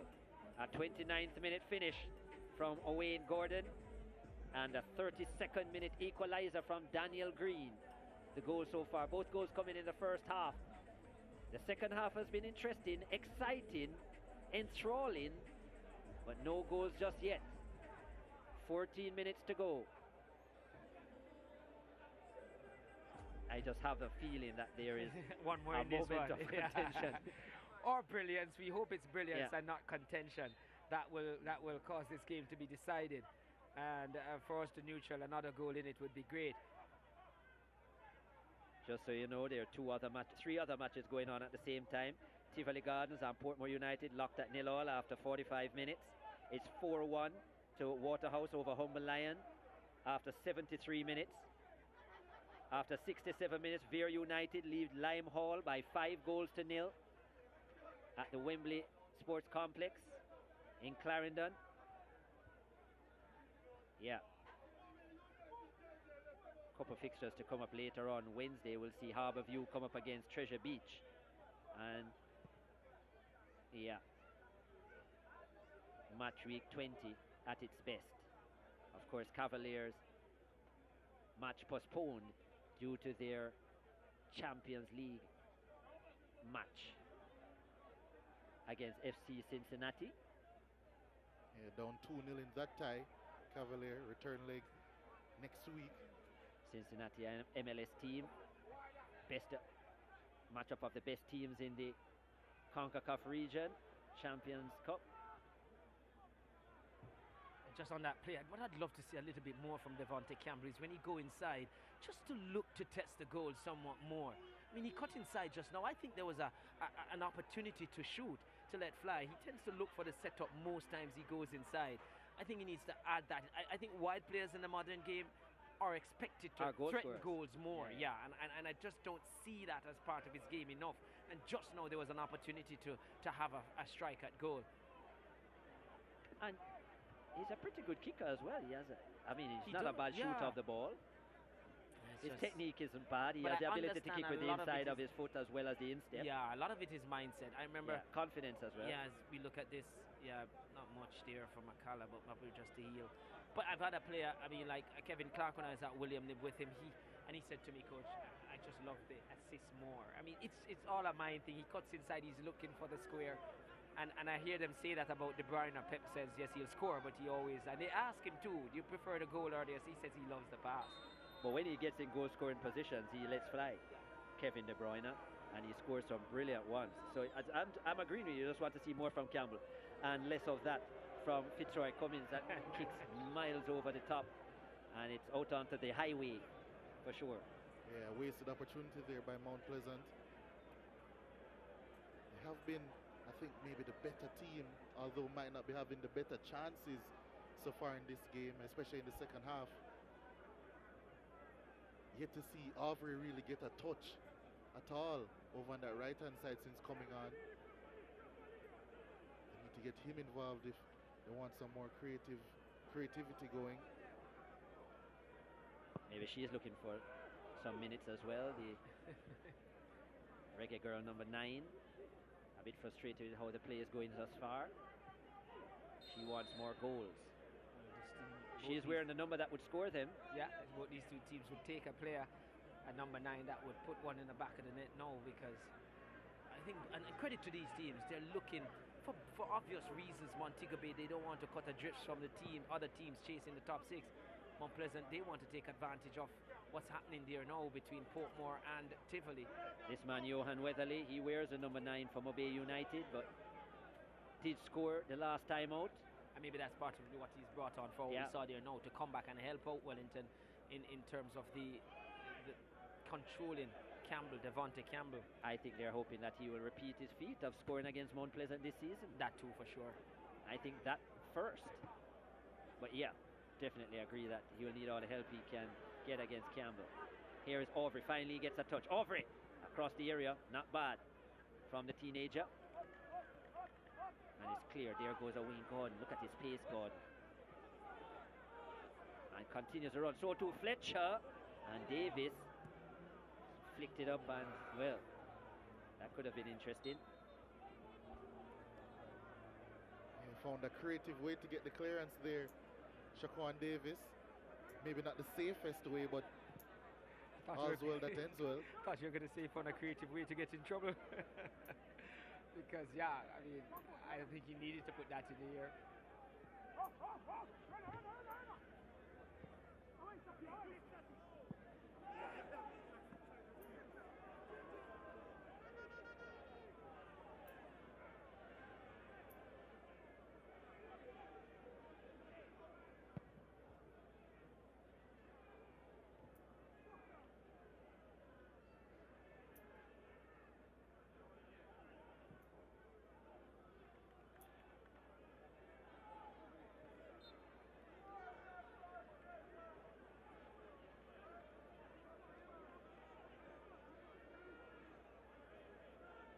Not sure what to expect are the fans. You can tell on the faces, a bit concerned for their home team, Mount Pleasant, because Mobe have played so well and they look dangerous going forward, Mobe. Bradford has been more a bystander, especially in this second half. Just about 8 minutes to go. About that time I ask you two gentlemen about your man of the match. I do think that the person you could be mentioning is a St. Lucian. There's Joshi, dancehall artist in the parish of St. Anne. Nicholas Nelson beside him, who is fresh off of a hat-trick in the earlier game. A 4-2 win. Sule Makala driving forward and saw glory yet again. This Sule Makala, who has been scoring winners of recent. This time with the foot, he was looking for it. Yeah, wrong part of the body, says Dwight Jeremiah. Yeah, I have to agree with Dwight on that occasion. Drove forward from that central position. Got the space to get the shot off, but dropped that one. The Mount Pleasant captain. Can't blame him for taking a strike there, though. It was the right kind of area. Nice angle as well. But maybe he could have done what Shaquan Davis did and just flicked it up in the air and then try head it in there. Yeah, right.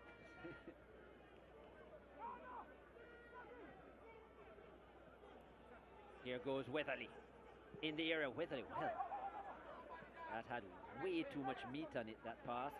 And Fletcher commits the foul. Awkward fall. Now Devontae Campbell, who is just coming back from injury. Not a good sign. Literally put his body on the line there, because second best, once he got there, realizing this, threw his body between Fletcher and the ball, and yeah, took the full weight of Fletcher with the fall. So the SportsMax app moment brought to you by the SportsMax app, and it's, yeah, this moment, Daniel Green's goal, his 5th of the season. Daniel Green, created by Nathaniel James,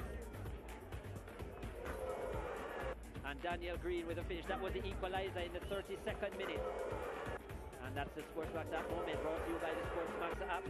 Download it today from your Google Play Store or the Apple App Store. And we're still awaiting the next goal in this match. Still 1-1 Owain Gordon gave Mobe the lead after 29 minutes. Until that moment for Daniel Green.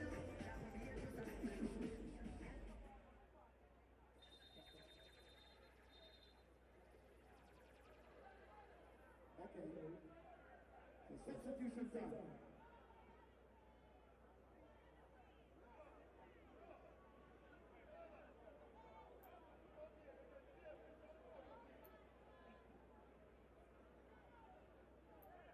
Player number 21. The president is replaced by number 9, number 8. Another substitution for Montego Bay United.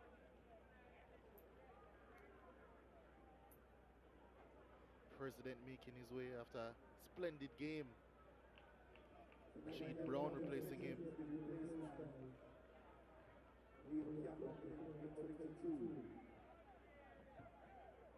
So to Leo Campbell making his way on for Jordan Fletcher.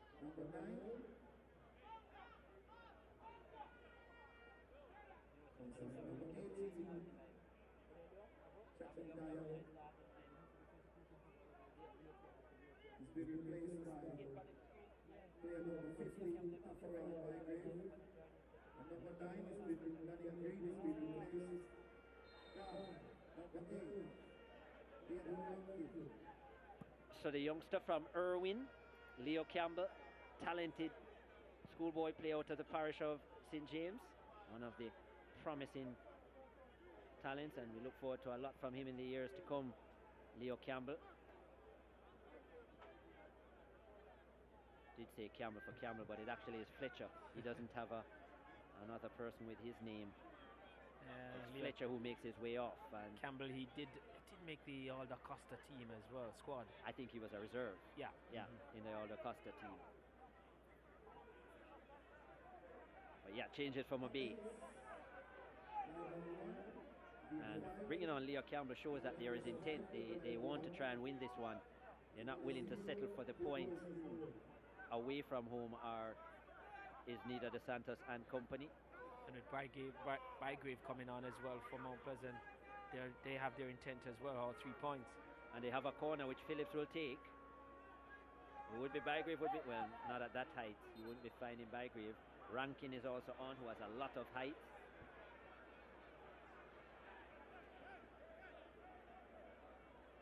Goal kick Mobe. There is a tap for Roy Bygrave.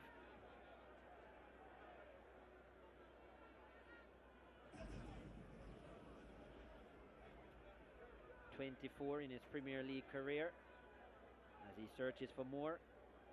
Only one so far this season, though.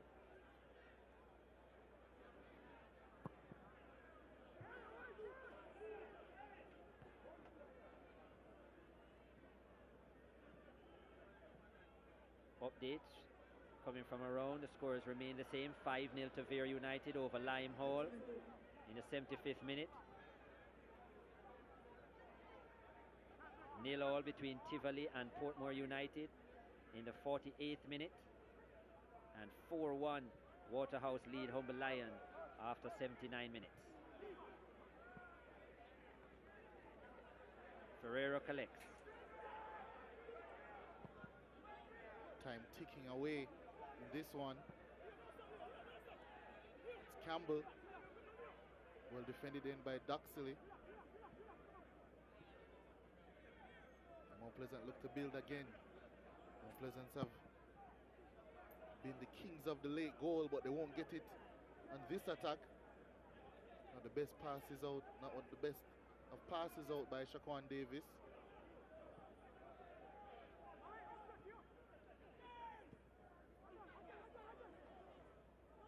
Here Mount Pleasant go again. Yeah, a draw here for Mobe United would mean, based on Waterhouse's match and Dumbarholding's result, that they will extend their lead over Mobe United by 2 more points. They would move to 30 with Mobe at 27. So further gap open, which will be big for those two as they do battle for position number 6.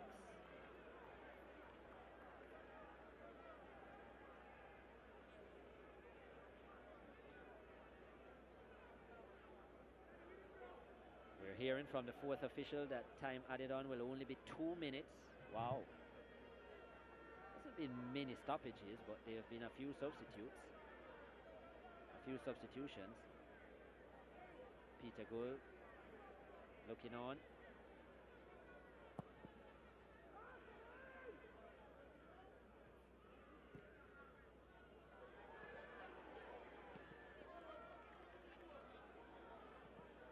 Allowed to bounce from Hospitales. Aubrey.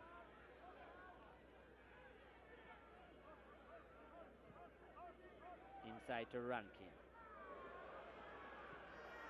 Rankin looking for Bygrave. Doesn't quite find him.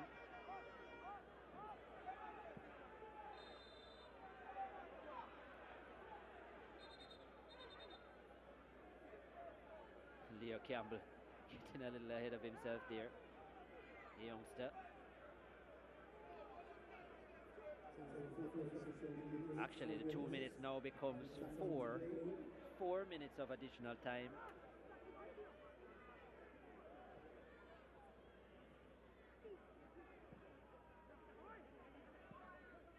So it suddenly doubled. I think that's more like it though, in terms of the additional time. Quite rare nowadays you would see 2 minutes. Almost never, in fact, in a second half. I think the minimum least is I've 3. seen is 3, yeah. Weatherly is down, and it seems there was an arm to the neck. Let's see it here. Yes, that should have been a free kick. There was a hand from Sule McCallan. What was he shielding? The ball was so far away. Well, Nation is in communication with assistants. I see him putting his hand today. Here, yeah, in come talk with Farquharson, the fourth official, giving him some information, both of them, and we see minimum of 4 minutes just confirming to the Santos. But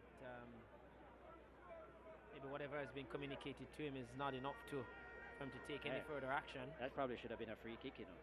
Because what was McCullough there? McCullough couldn't have been shielding the ball that was 10 yards away from him.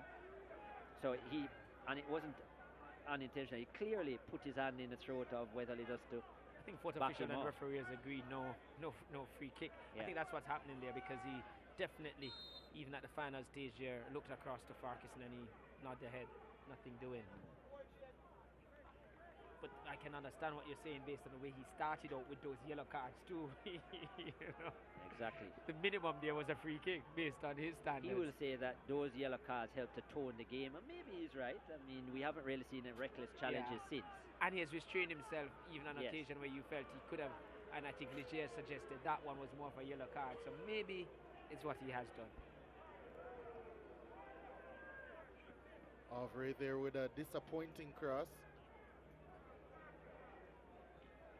Yeah, we did get distracted before about the man of the match, but I think we all agree that it would be Gregson President, who is now come off. But I think his play, and I'd like to think apart from him, Owain Gordon has been excellent as well, the goal scorer, and he's had an outstanding game. But President, his work all throughout, I would like to agree with you, gentlemen, that he's best on the park. You're still sticking with President.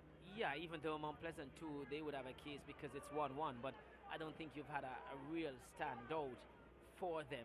And the visitors have come here at Mount Pleasant's home and imposed themselves. And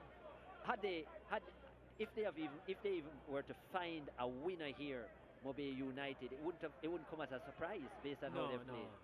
Not at all. And you it can, would be well deserved based on the fans and their reaction. They know they have a good team before them. So it's really it's 3 teams vying for that 6th position that are really in good form. Yeah.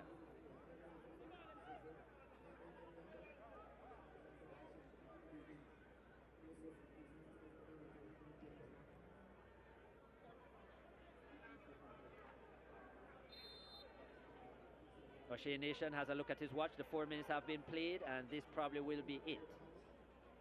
As he smiles to the players. Play continues. Campbell. Ooh, nice skill. Dispossessed eventually. Now to Rankin. Campbell gets involved. Correa heading forward. Rankin over the top, looking for Bygrave. Finds him, but the bounce is awkward for a tap for Bygrave, and he does well. Out to Aubrey. This is probably the last attack for Mount Pleasant. Aubrey back to Phillips. Phillips has to launch this into the area, and he does. Can't beat O'Day Nish. And that is all she wrote for this one. Both goals coming in the first half. Owain Gordon after 29 minutes, before Daniel Green found the equalizer after 32. But apart from that, these two teams unable to break down each other any further. No goals in the second half, even though it was entertaining. Shaquille Bradford, well, was kept quiet for the most part. And yeah, a busy afternoon. Ferreira had his moments as well. A strike early in the game that could have made a difference. So did Tamara Phillips with one that he let fly from some 30 yards out, which produced the best out of William Ferreira. But here at the Draxall Sports Complex, Tapper Whitmore and his crew can't get the better of Montego Bay United for the 2nd time running this season. It ends Montego Bay United 1, Mount Pleasant 1.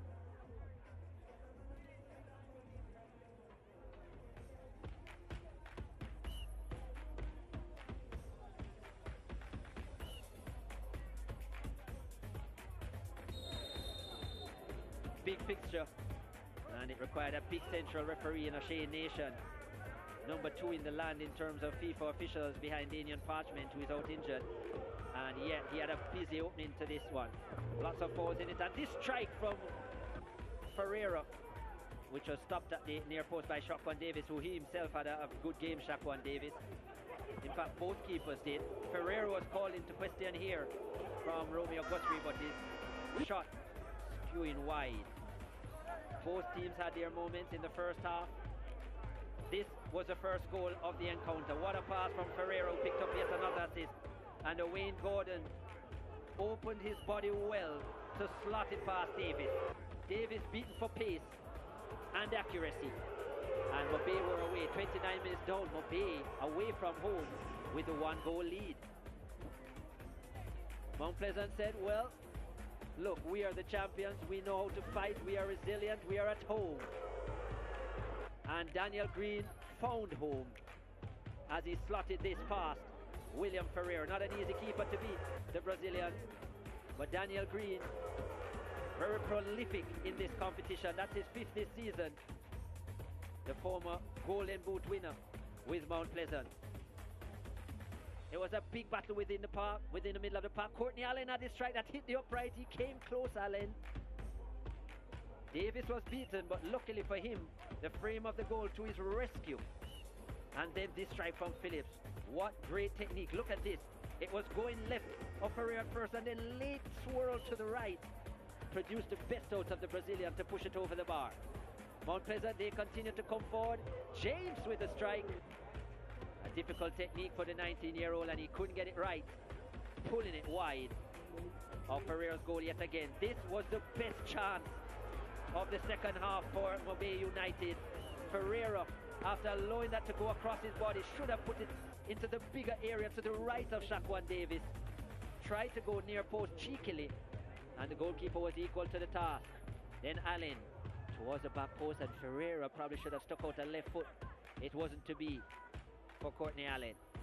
James produced some telling deliveries from the wide areas, asked some questions, but both defense lines, they stood up strong. They shared the spoils here at the Jackson Sports Complex. 1-1.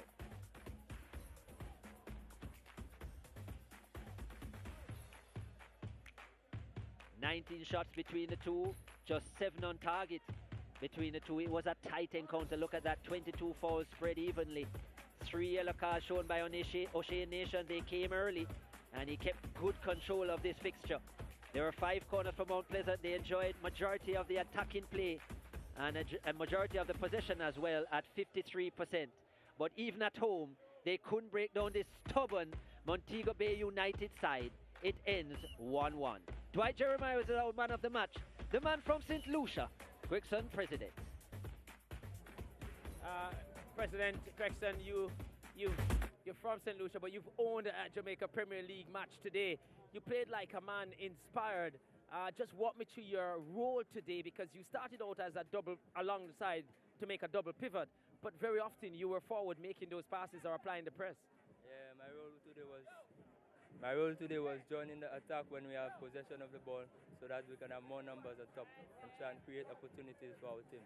Yeah, that was one aspect of it, but so often you were the man back, winning that second ball, breaking up an attack, and you didn't show any sign as a player coming back from an hamstring injury. Well, hard work. What did you make of your teammates' performance today and the point? How do you view the point as a team? Did you think that you're disappointed that you should have more, or you're satisfied? Nah, we should have won the game, but it all comes down to moment. We scored and switched off as soon as we scored, and the team took advantage and cost us the game. Well, good performance from you. You were good going forward and good in defense. All the best. Thank you. There we have it. Our man of the match, player of the game. He was quite good going forward, coming back. I asked President, how did he feel about the game? He said he felt he should have won it. What is your take on it? Look, it was a very tough game. I mean, both of teams had few chances, but I believe we had the most chance, which was with Gia in the second half here, along with the goalkeeper, that could decide the game. A very tough game. I knew the game would be decided by details, so very equal, very balanced. I mean, it's good 1 point here, against Mount Pleasant, but I think we deserve a win. But this is waiting for us. That win is waiting for us. I mean, the other teams vying for that 6th automatic spot. Both of them won today. So at the point, it seems like you have lost some ground. How confident are you that, based on the form of your team, that there's still enough time to get there? Look, we have, if you're not mistaken, 6 matches away, right? 6 matches to finish the round. A lot of points we dropped, right? So to be out of the top 6 now doesn't matter. What matters is to be in the top 6 after the last round, the last match. And a lot of matches to be played, very tough. Premier League is very tough. So we're still there. We're still fighting for it. We're going to fight till the last minute of the last match. Well, your team is showing great fight and easy on the eyes to watch as well, Coach. Long may it continue. All the best. Thank you very much. Yeah, there we have it. The Santos, he is pleased with his team and a team performance today.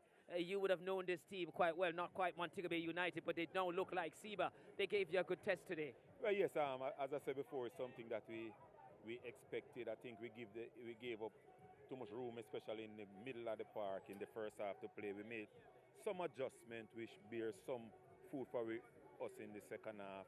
It's a game where both teams didn't create enough goal scoring opportunities, so it could have gone either way, but pleased with the point this afternoon. I think what you're talking about, even in that first half, for a long spell of it, Mobay was really looking very dangerous. But even more so, what must have been concerning is the ease with which they could pick a pass that would break that line.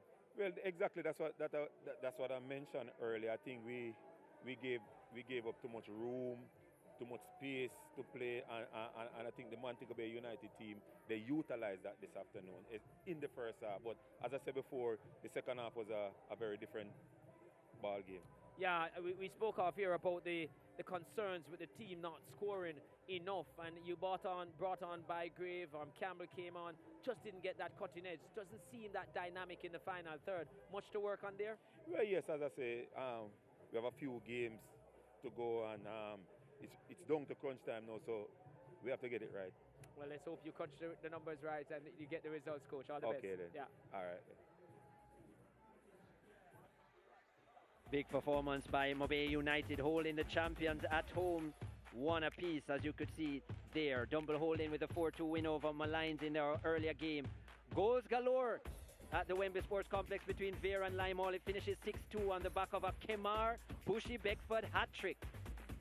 The second hat-trick we saw of the day. It's 5-1. It finished between Waterhouse and Humble Lion.